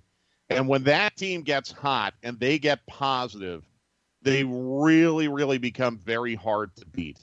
They're beatable, but they become a lot harder to beat. Yeah. When they get cold, they're dreadful. So they are the most kind of turbulent. The most turbulent of any of those teams in the West.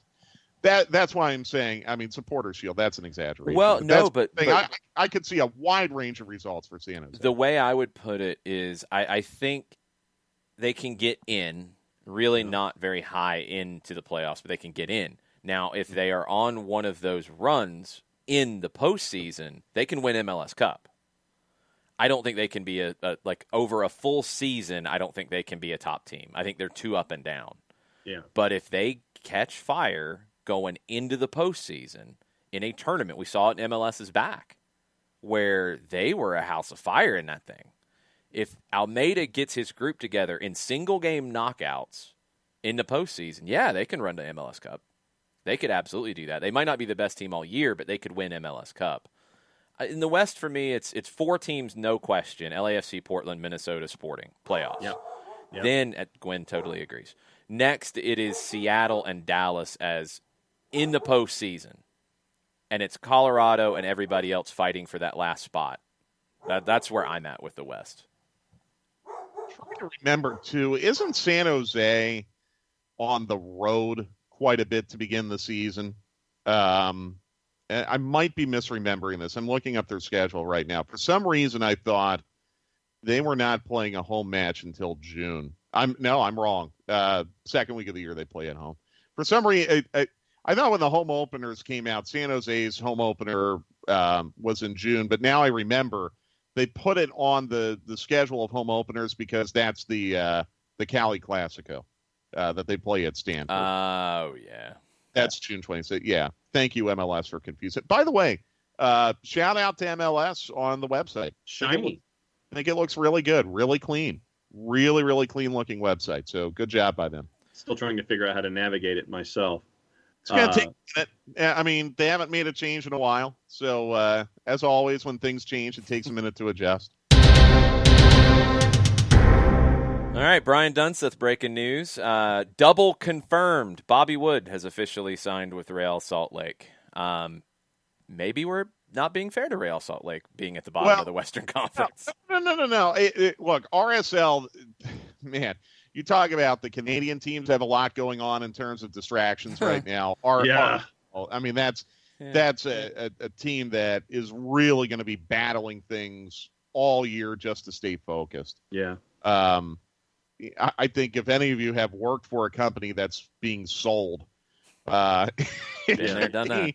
It can be a little bit unsettling going to the office every day. Yes. And RSL has not really been terribly aggressive in this offseason.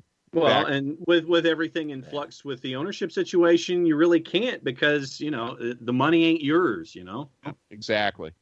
So, no. I think Vancouver will finish dead last in the West, but I think RSL is really going to struggle this year. So then is Dos Santos the first one fired? I don't know. A lot of people really like him. I think because of the level of investment that they've had in the offseason, bringing in players and things like that with this concerted effort. And do they have a quick trigger? I think he might get a pass because I don't know, but I could see him getting a pass because, you've had to play in Salt Lake City all year and you're away from home and it's tough and all of that. So I could see him maybe getting a little bit of extra rope. We'll end with this, Mike, because I know you've got to go here in a couple minutes, and we haven't really talked Atlanta Alo Alenze. What I'd like to do, if you're free, is instead of Wednesday next week, can you come on Tuesday? Absolutely. Okay. Yeah. So we'll be hardcore preview for CONCACAF on Tuesday, but that question kind of brings up an interesting one because we've talked about the best teams to get into the postseason, who can be contenders, all that. Who goes in as a manager who, does start the hot seat? Who's sitting in the hot seat right now in your mind? Matias Almeida, and I don't think it's fair to him, but I think he's got to be. It is, but maybe it is. Mm-hmm. Matias Almeida, Dyla? Dyla is, yeah, absolutely, Yeah. in New York. Yeah, Because that's he's a good coming call. out talking about the team a little bit and saying he needs more players. Yeah, that's a good call. I got You Dos know, Santos on a warm seat at Yeah. least. and I'll tell you this. I think Phil Neville's got to produce quickly. I just don't know how patient everyone is down there in Miami. They let go of they sacked a very, very good manager, maybe a little prematurely this offseason. Now, I know Phil is buddies with Beckham, so maybe that helps him. But I could see Miami really, really struggling to start this season.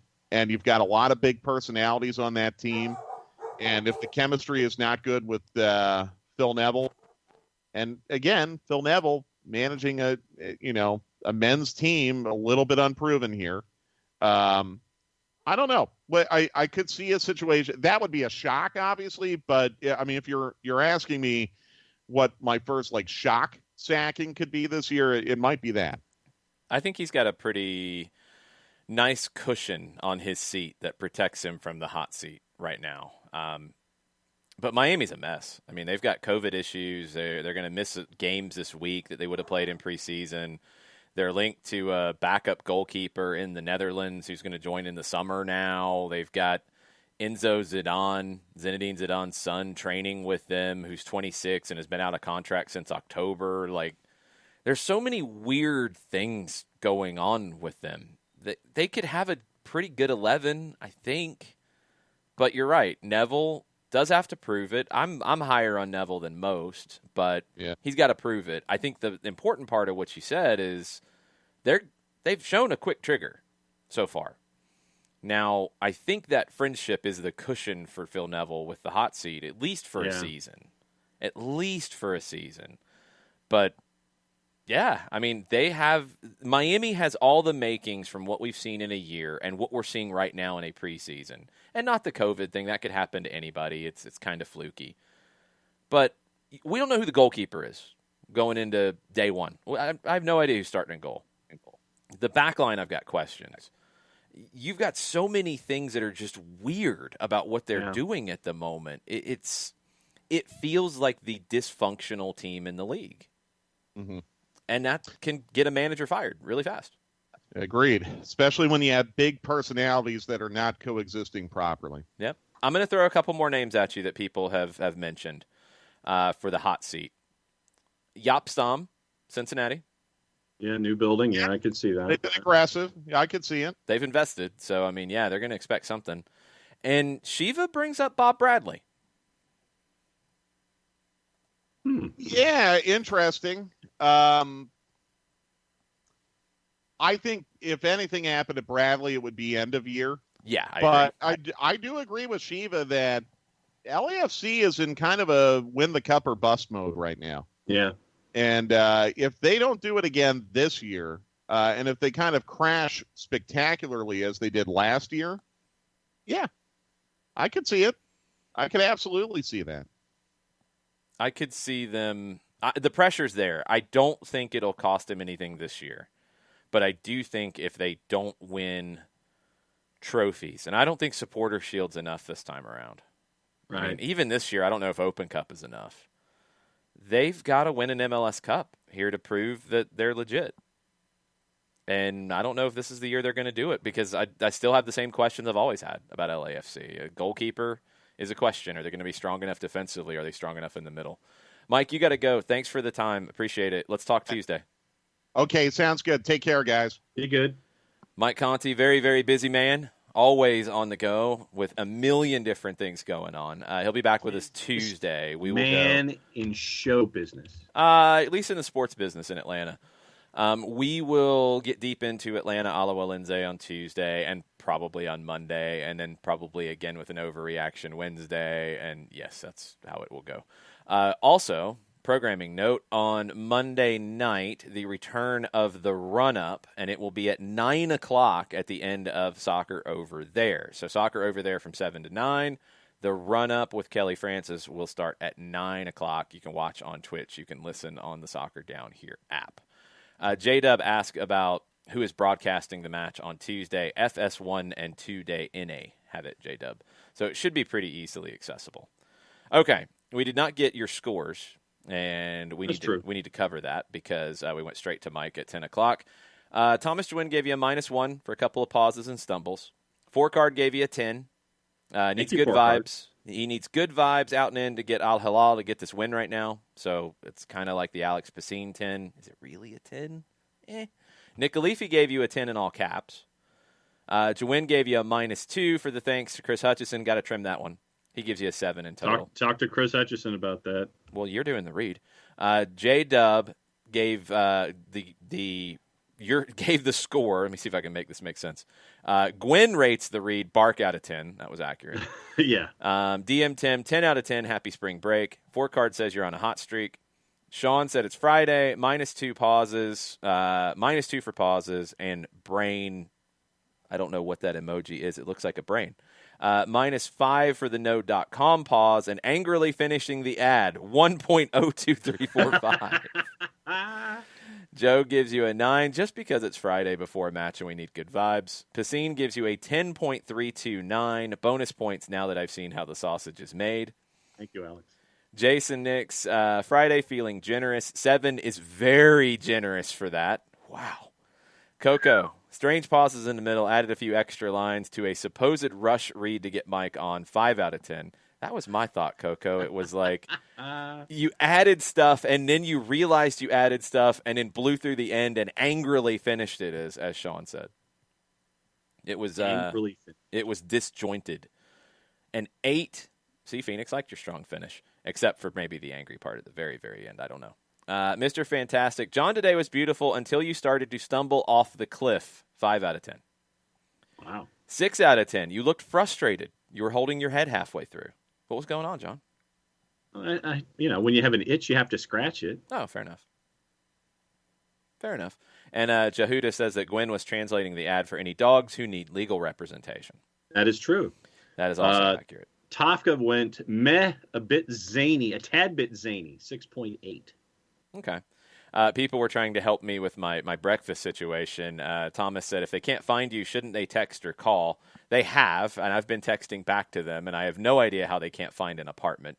I didn't take their call because, I was kind of talking to you guys. Kind of busy. Rude. I thought that'd be rude. I did not try a carrier pigeon, DM Tim. This guy couldn't find a street number on an apartment building. I don't know if he could have found a carrier pigeon. He definitely didn't have a fax, Tommy, that's for sure. He hasn't even canceled the order yet in the system, so I don't know what's going on with this. Wow. I will be calling Panera when we're done. I tried calling them when it was late, and nobody answered, so that wasn't a good sign. It's been a bad morning at the local Panera. And Panera's usually good, so, look, sorry. Just is. Yes, I might need to call Steve so I can fight DoorDash. Now, Gwen's still trying to make sure they find out where the place is, but no such luck. Okay. Other things to get into. So if you guys have questions, we will get to them now that we have covered breakfast. We have covered previews for MLS. We have covered Mino Raiola and Alpha Inga Holland's World Tour. We've covered the Bundesliga. We will take your questions. Thomas Jewin, I have no idea. There's nothing I can do at this point. I ordered a frozen coffee, and I'm sure it's melted by now, so I will get my money back. Don't you worry about that. If I need to talk to Steve, I will talk to Steve. I know a guy. He'll get me handled. He'll get this taken care of. All right, so we'll get into your questions if you have them on Twitter at Soccer Down Here. We'll get into your questions on the Twitch pitch. Gwen is riled up today. I know, Ricky. It's because I've been looking out the door multiple times looking for food. When there's food coming, she knows there's food coming, and she gets very excited. She hopes it's pizza because that's her favorite because she gets the pizza crust. When she knows food is on the way, she is on the prowl, and you've heard her all morning long. Nice. One of those days. What do we have on Twitter, John? What have we not touched on Twitter yet? Couple of things. As always, Nathan Pugh first in the barn as we're getting ready for the weekend. And Nathan, as he was getting ready for the show, Cub over Country Snob Alert with a bunch of sirens attached. Real footy is finally back up the Reds, John. That is all on a Freestyle Friday. So Nathan is fired up for the return of the Premier League. And we got a public service announcement / piece of trivia from Michael Head that I'm trying to find here, having to do with an anniversary in the Premier League. Okay. On this day in 1982, Chelsea was purchased for £1. In 1982? 1982. With the big money rumors, Chelsea sold this day in 1982 for £1, according to our resident Chelsean, Michael Head. Nice. It's a little bit more than that now. Yeah, I think it's easy to forget if you're not a longtime Chelsea fan that, I mean, they had success before Roman Abramovich, don't get me wrong, but they were not who they are now. They were not a perennial power in the league.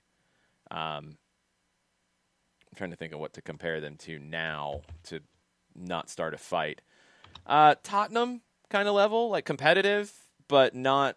They did win like cups and things, so maybe that's not even fair. Sorry, Tottenham.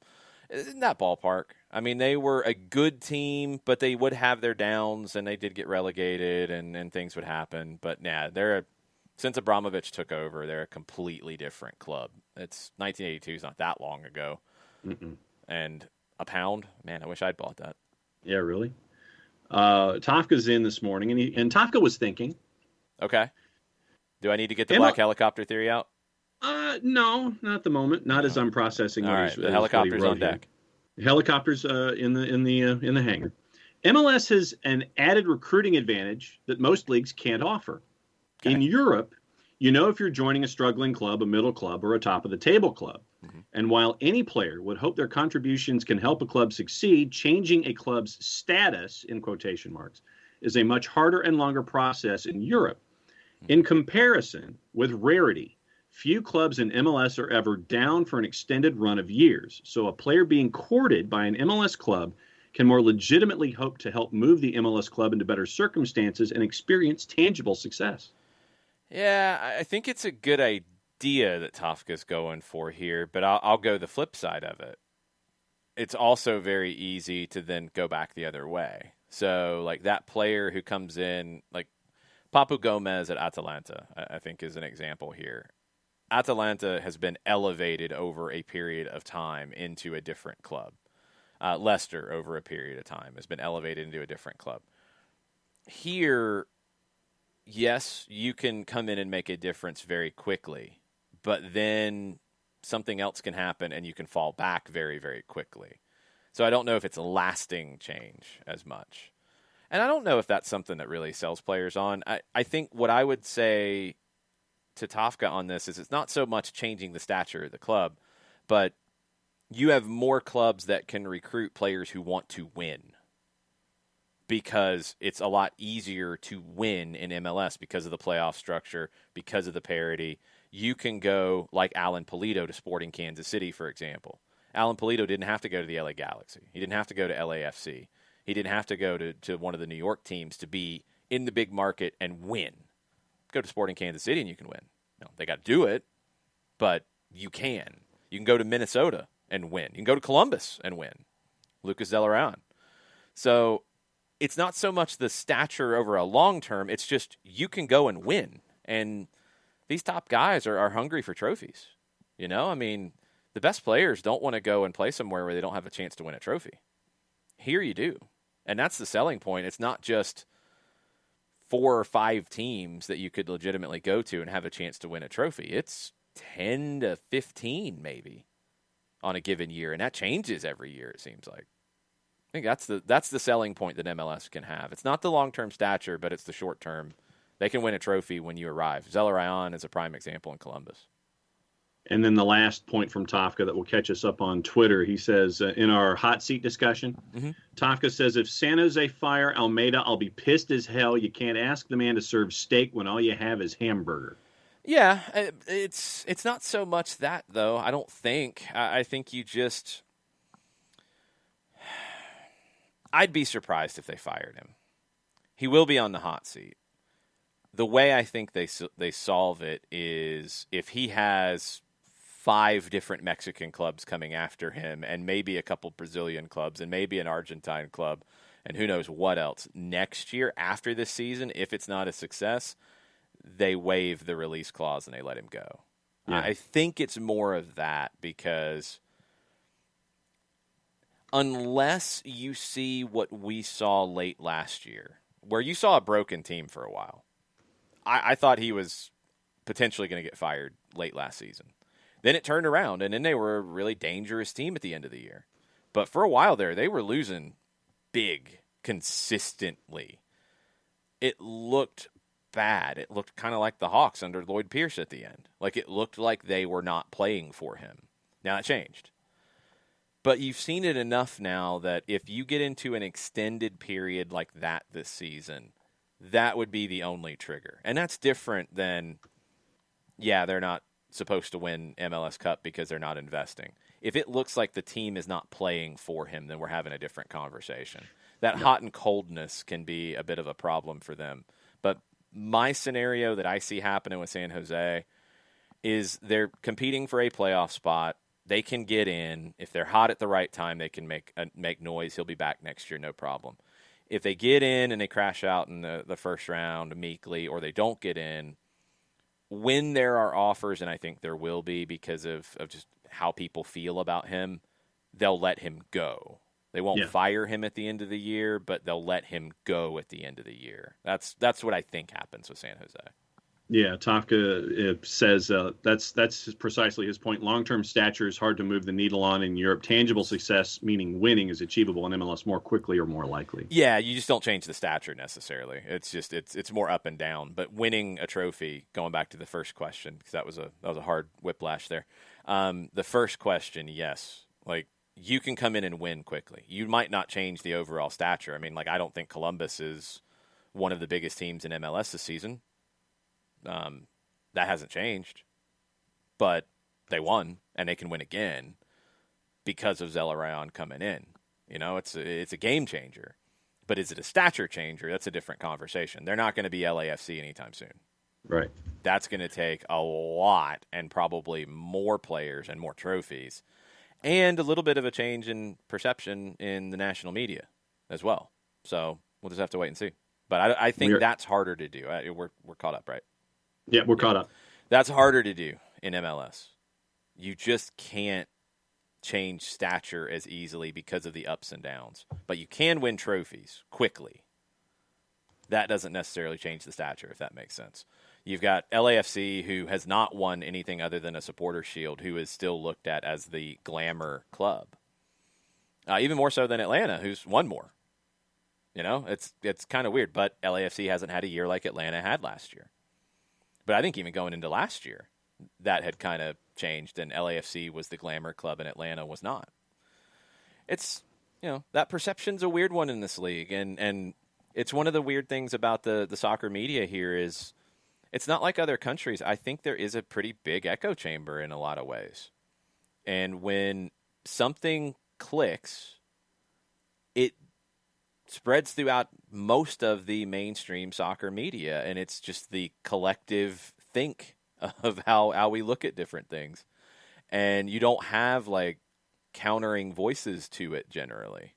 So it's a weird thing. Like, I'm with Shiva. I think that's a brilliant take that Bob Bradley could be looking at a hot seat. I think it'll take him a little time to really get the seat hot. Yeah. But if they don't do well this year, how quick does that groupthink spin back on LAFC and said, we've propped you up for so long. We've said you're the team. You're the team. You're the team. You didn't win. Oh, now we don't like you at all. Now you're a bum. Now you're terrible. Now you're garbage. Like, does it do that? And we've seen it.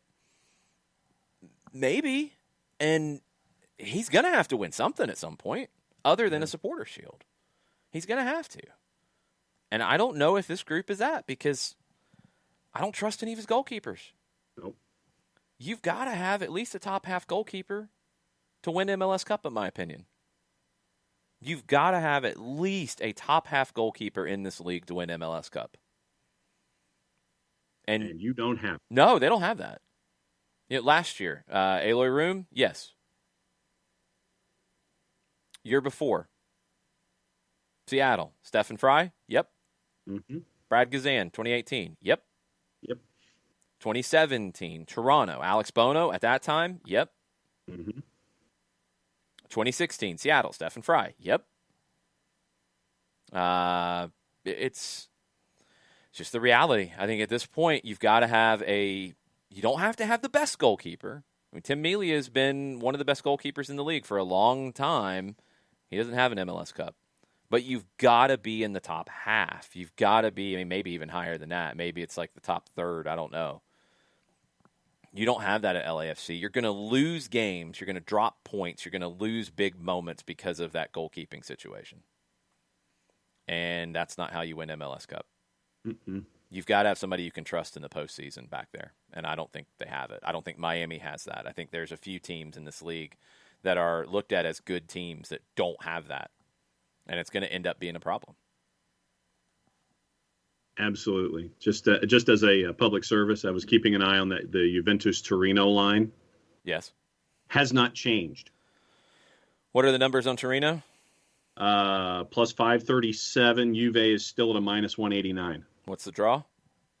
Plus 342. I might have to look and see if I have any juice boxes. Well, I might have had some breakfast, but I don't have that, so I can't put anything of that on there. Yeah, you don't have any. You could have juice boxes, but no food to go with. Yeah, I might have to look for that because that could get interesting.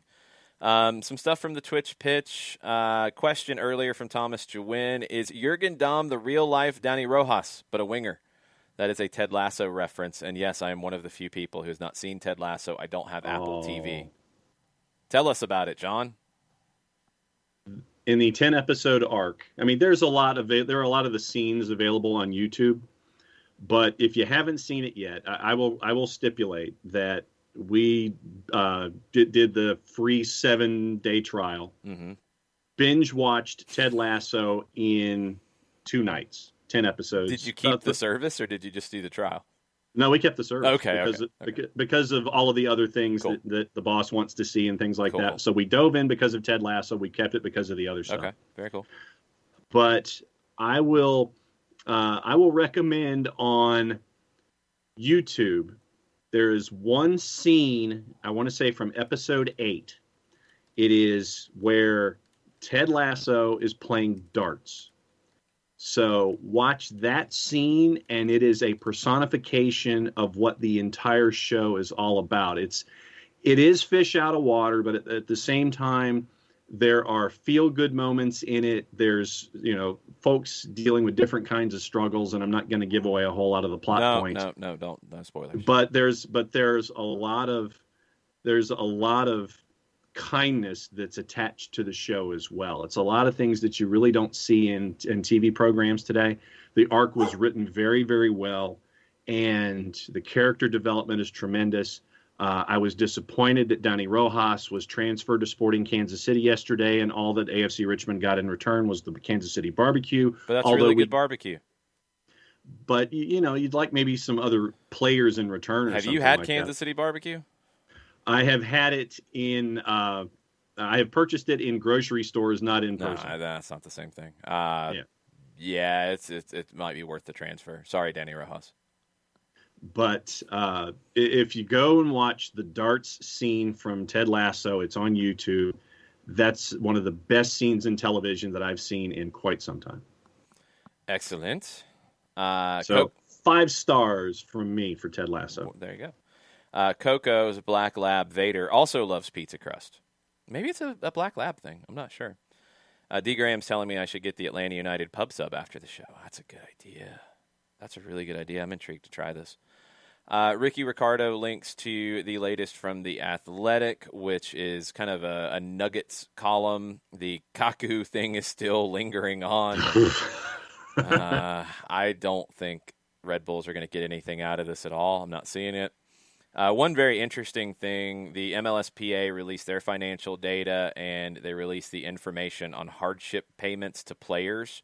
So when the players took a pay cut of 5%, the union had a strike fund, because they had prepared a little bit in case there was a strike or in case there was a longer stoppage.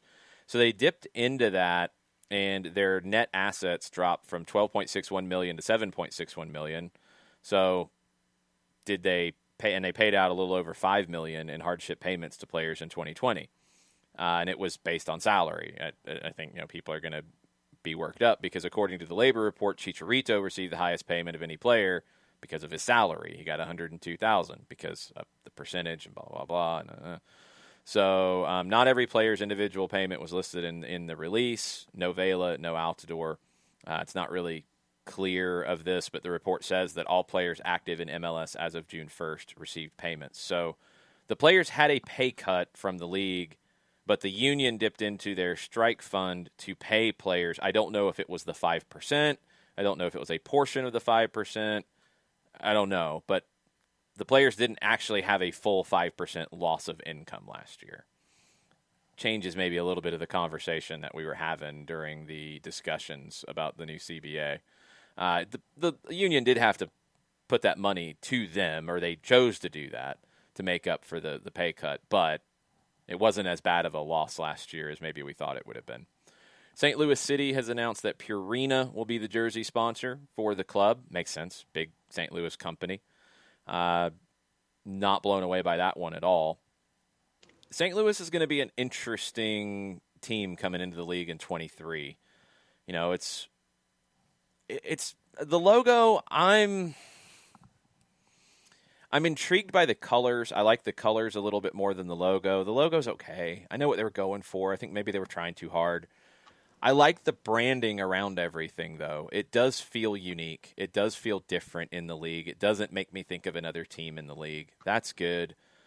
They're in a great market. They're in a good soccer market. Now they've got a different challenge than some other markets where you're new. They've got a lot of longtime soccer people that they've got to convert to St. Louis City and convert to MLS, who maybe are fans of teams from back in their parents' or their grandparents' homeland. They've got a lot of history that can be good and bad.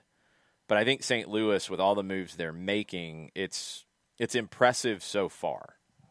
And to have a local company, a huge company on the front of the shirt, it really makes a ton of sense. So St. Louis is still knocking it out of the park. And back to that thing about the stature, and I know what Tofko was saying now. I think there was a little bit of losing in translation there from tweets and reading. The stature of MLS clubs, it shows in who's on national TV, and the two LA clubs are going to be shown on TV 16 times apiece. LAFC should be. LA Galaxy absolutely should not be. Chicharito, yes, that's good, and if a bunch of these games are in Spanish, okay, I get it because of the audience for TUDN and Unimas and Univision. I understand. The LA Galaxy should not be level with the team on national TV the most.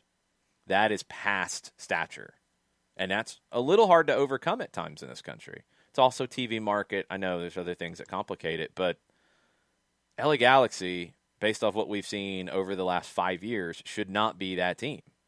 They just should not be that team. Atlanta and Seattle are next with 14. Miami is with 11. There's no way Miami should be that team. Not at all. That's a joke. But if people are going to watch Gonzalo Higuain, then okay, I guess. Austin will be on 11 times. That's because they're new. I get that. That's a little different.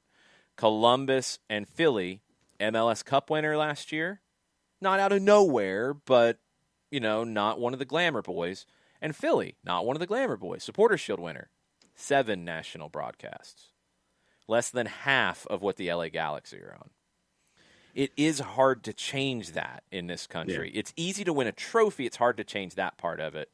And in some ways, maybe, and maybe I think this is what Tofka was getting at, is in some ways that can be more appealing to your guys like a Lucas De La Rayon. Outstanding players who are coming from a league where it is a little bit harder to compete because of the differences between the big boys, the haves and the have-nots. Here, go to Columbus, you can change everything. Now, can you sustain it? That's going to be the next trick.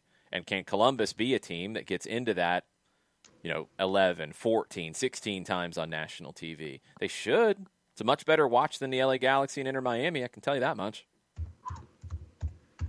Yeah, that could be. I mean, I understand the why because of the media market saturation, and you're trying to get those teams attached to your ratings numbers to give you the greatest chance to get that ratings boost. I mean, LA Galaxy are on ABC twice. Yeah. They're on Big Fox 3 times. Yeah. They're on broadcast TV more than anybody. For what reason? Chicharito is not that. I'm sorry. Mm-hmm. Not in English language broadcast TV. They're on Univision 3 times. Atlanta's on Univision 3 times. LAFC would be better to have on ABC and Fox. They're there 3 times. Atlanta's there 3 times. Seattle's there 3 times. Miami's there 3 times. For what reason, I don't know.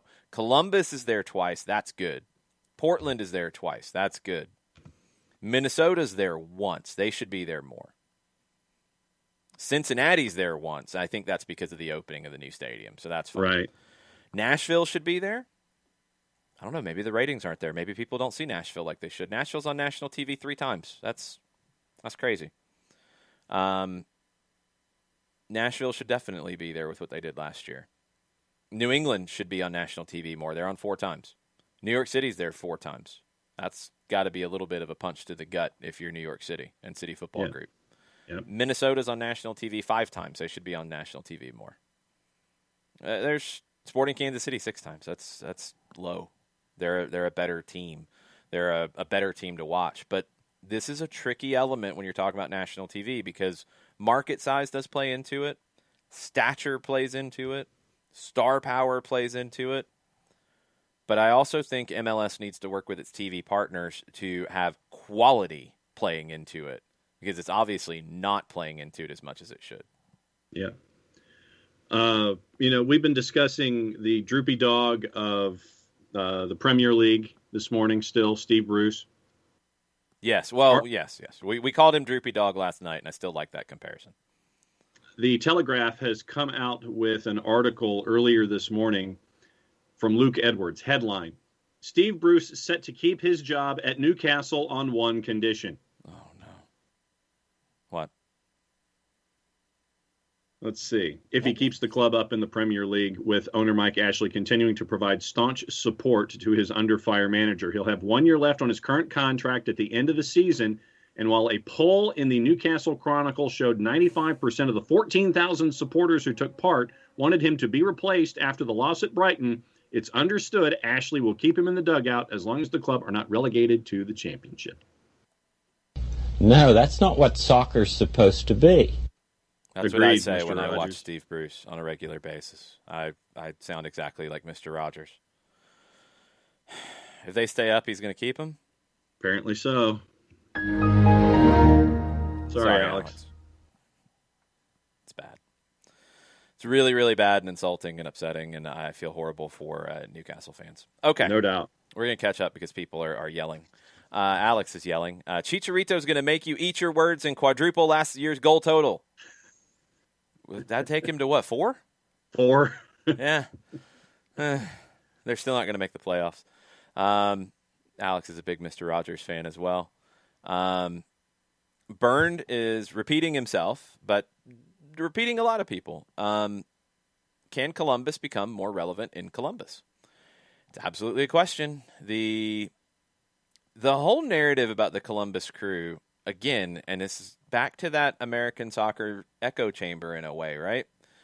Save the crew, save the crew, save the crew. That was the story. Brilliant, wonderful. The team was saved. It's all great. Everything's great. It's going to be one of the biggest teams in the history of the planet. No, Anthony Precourt did come in and maybe fudge the truth a little bit.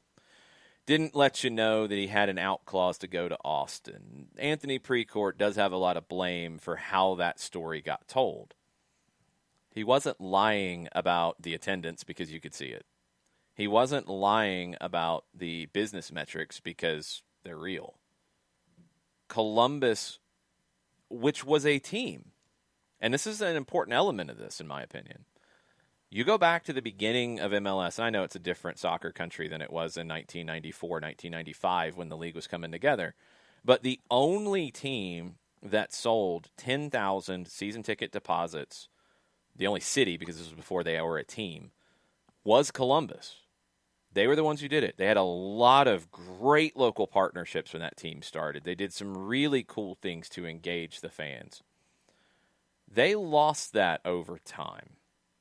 And Anthony Precourt didn't bring that back because it's difficult to. The Blue Jackets have come in and maybe made it a little more difficult for them to be as relevant in Columbus as they were before. That'd be an interesting study to look at and see if things changed when the Blue Jackets came into Columbus in the NHL. You always had Ohio State football there, but that's fine. You can still find a counter program to that. Save the Crew, a lot of people thought was this magical force. It's good that the Columbus Crew are still in Columbus. Everything worked out the way that we said when it all started it should work out. Anthony Precourt owned a team. He didn't feel like he could make money in Columbus. I don't think he's necessarily wrong. He had the contract because nobody else wanted to buy the Columbus Crew, and Anthony Precourt did. He was able to play hardball and say, yeah, I'll buy it. And I also want a clause to be able to go to Austin, specifically Austin, Texas. So he knew what he was doing. They didn't have anybody else to buy the team. So that's what they had to take. So Precourt did his thing, wanted to move. The best situation worked out. Precourt got a team in Austin. Columbus got to keep its team, and they got better ownership that's more invested locally because Precourt wasn't a local guy. Precourt, by everything we're seeing out of what he's doing in Austin, is doing a really good job as an owner there, and he's got good people underneath him building a good club, it appears. So best thing for the league happened. But that doesn't mean Columbus is now a fixed club. They still have to become more relevant locally. They still have to draw better. I know 2019 was a weird year because of the way the ownership change happened. I know it was really late in the game where you could get in with marketing plans and selling tickets. But the attendances in 2019, after Save the Crew, were crap. Were 100% crap. The culture there has to change.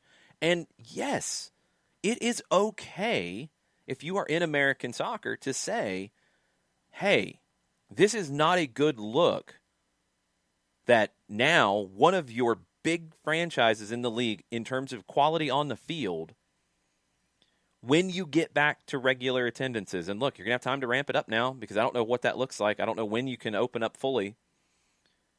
They better have a good crowd. They better have a good crowd when they can. If they come back in celebrating winning MLS Cup last year with a half-full stadium, that's a problem. They're opening a new stadium. That should help with all of this. I'm not going to lie to you and tell you that Columbus is one of the glamour franchises in this league or even one of the most stable ones. They've got work to do. The new stadium could do it. The new ownership, they got in. Then you have the pause because of the pandemic. Now let's see what they can do when they've had time to plan and strategize. Let's see what that front office can do. Let's see what that ownership can do. But Columbus has work to do, and they're in a small market, and it will always be a challenge. They've got to be bigger than they are. They've got to fill that new stadium up. The Blue Jackets, over the last 5 years, traditionally are in the lower third when it comes to NHL attendance. The biggest they were in 1 year, I want to say, was 20th of the 32 teams at about 92% capacity. Nationwide Arena downtown only seats 18,500 for hockey. And so when the team is awful, fans don't go. That's usually 80% capacity. When they do have good runs, make the playoffs like they have the last couple of years under John Tortorella, they're still at only about 92% capacity in a building for 18,500. And so it's something that the Blue Jackets, even with a winning product, are having problems with. I mean, Columbus is a smaller market, and it's a college, not town. It's a city. But, yeah, Ohio State drives everything, and it can be a little transient because of that. Some comments on Columbus now that we're in this road, and Fourcard is sad because Al Hilal did not get the win. So your high score might have been rescinded from Fourcard. Burns says, I saw a picture of where the new Crew Stadium is, and it doesn't appear to be really downtown or in some cool area. That's actually not true, Burn. It is in a good area. It is in that area where the Blue Jackets are. It is a growing like entertainment district, so they got the right spot.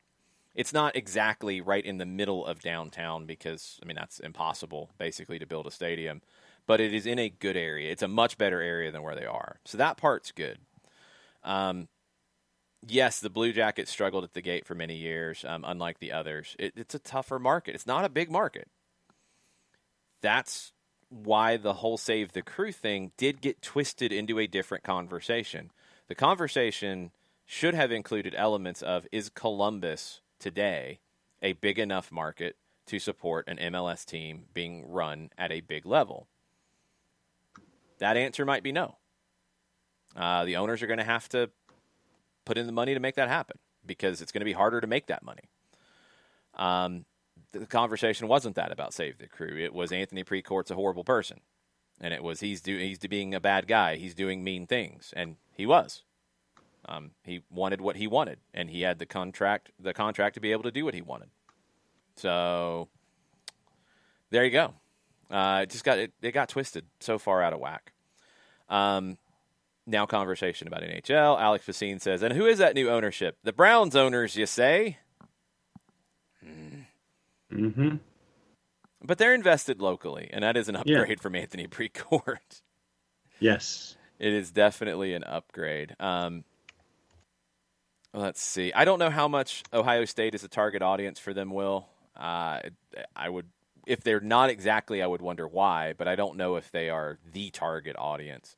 It is in that entertainment district that they're trying to build up. So maybe it's one of those where it's going to take a little bit of time, get the stadium going. I think the arena is right there, and everything will get boosted up from it.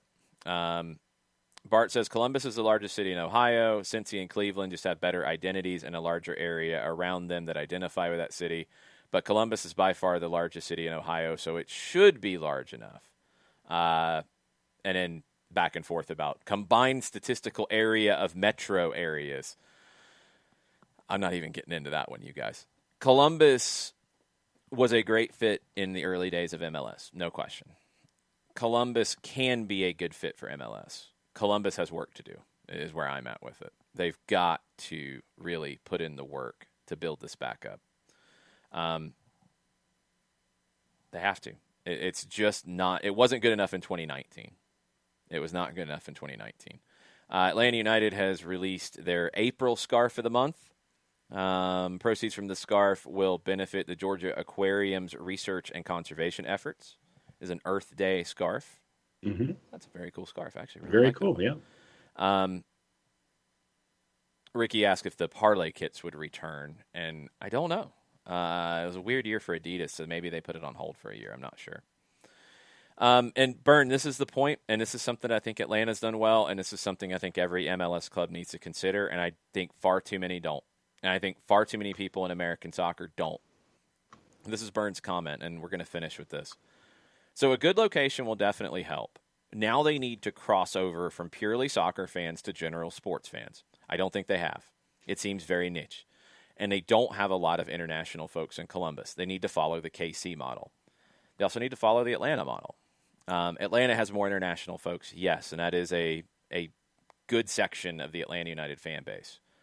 But there's also a massive section of the Atlanta United fan base that maybe those of us who are the hardcore soccer people and nuts about it don't recognize enough.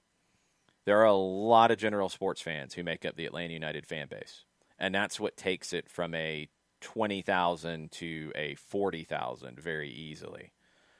Not enough teams market to that. And it's all the basics. You know, it's what we've talked about with 92.9, with the AJC, covering the team like it's every other team in town. With soccer conversation in the middle of a midday show on a Wednesday, and not even just when I'm there. You know, I mean, Andy and Randy will talk soccer. Dukes and Bell will talk soccer. I know the other station doesn't do that, but the biggest one in town does, and that has a factor in drawing general sports fans. I've had so many people reach out to say that they're one of those people. I don't think a lot of teams understand that that is what takes you out of the bubble. Portland and Seattle don't even necessarily do a great job with that. It is a bubble. It is a soccer bubble. They have a huge soccer bubble. They have a huge soccer community, a bigger soccer community maybe than Atlanta has. But Atlanta has a bigger fan base because they're able to get outside of that.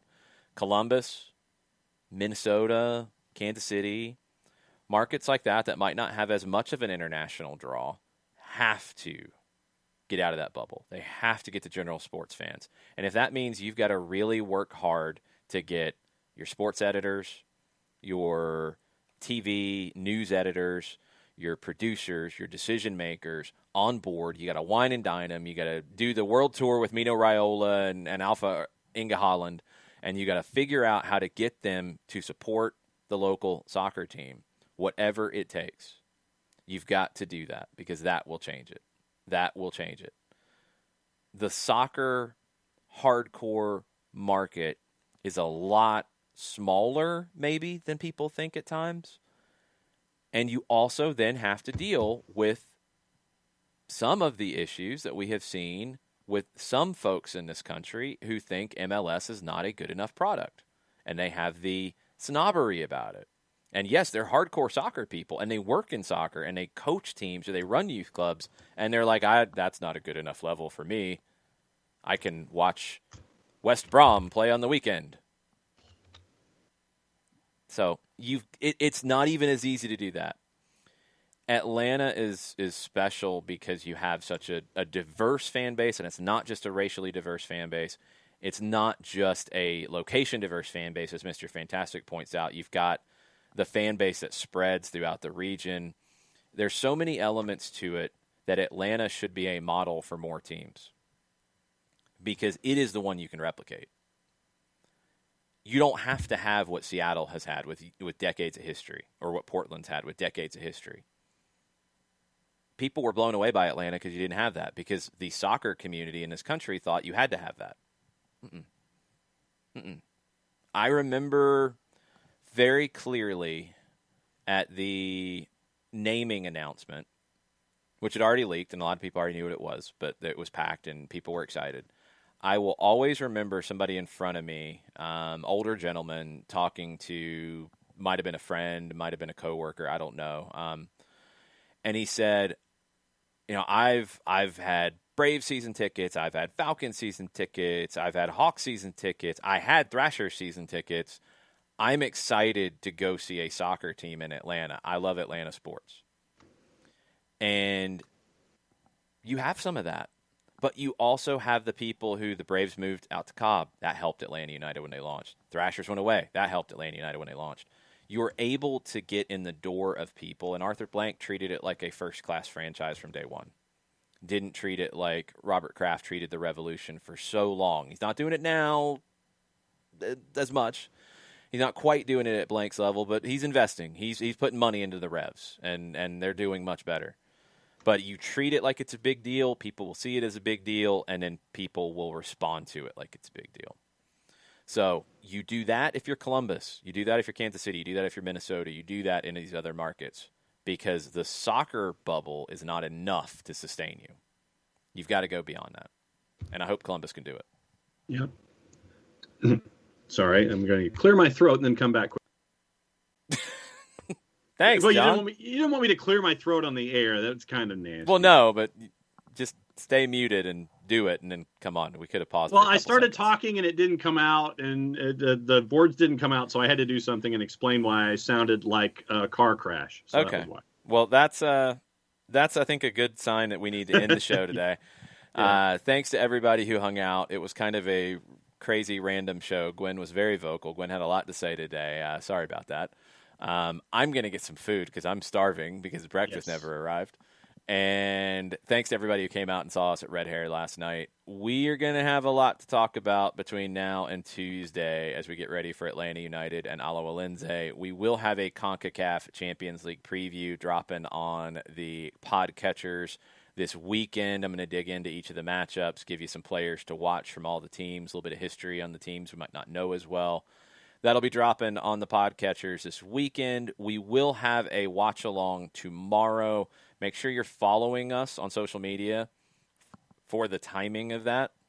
I think we're going to do it with Bayern and Leipzig because that is the pretty sweet game of the day. It's at 12:30, a little bit later than our usual smorgasbord. But I think that's going to be the one to do because it's the big game. So 12:30 for that is the plan. But follow us on Twitter. Follow us. Make sure you subscribe to us on Twitch. Follow us on Twitch. Those sorts of things. If you're in the Discord, we'll get into it. But 12:30 is the plan for tomorrow. We will have a Gambetta as well this weekend with a game from Argentina. Stay tuned on the timing for that. Gwen is saying it's time to eat, so I'm going to go now, and I will be talking to you guys for the smorgasbord later. Thanks for hanging out. Mucho platio. Mucho platio.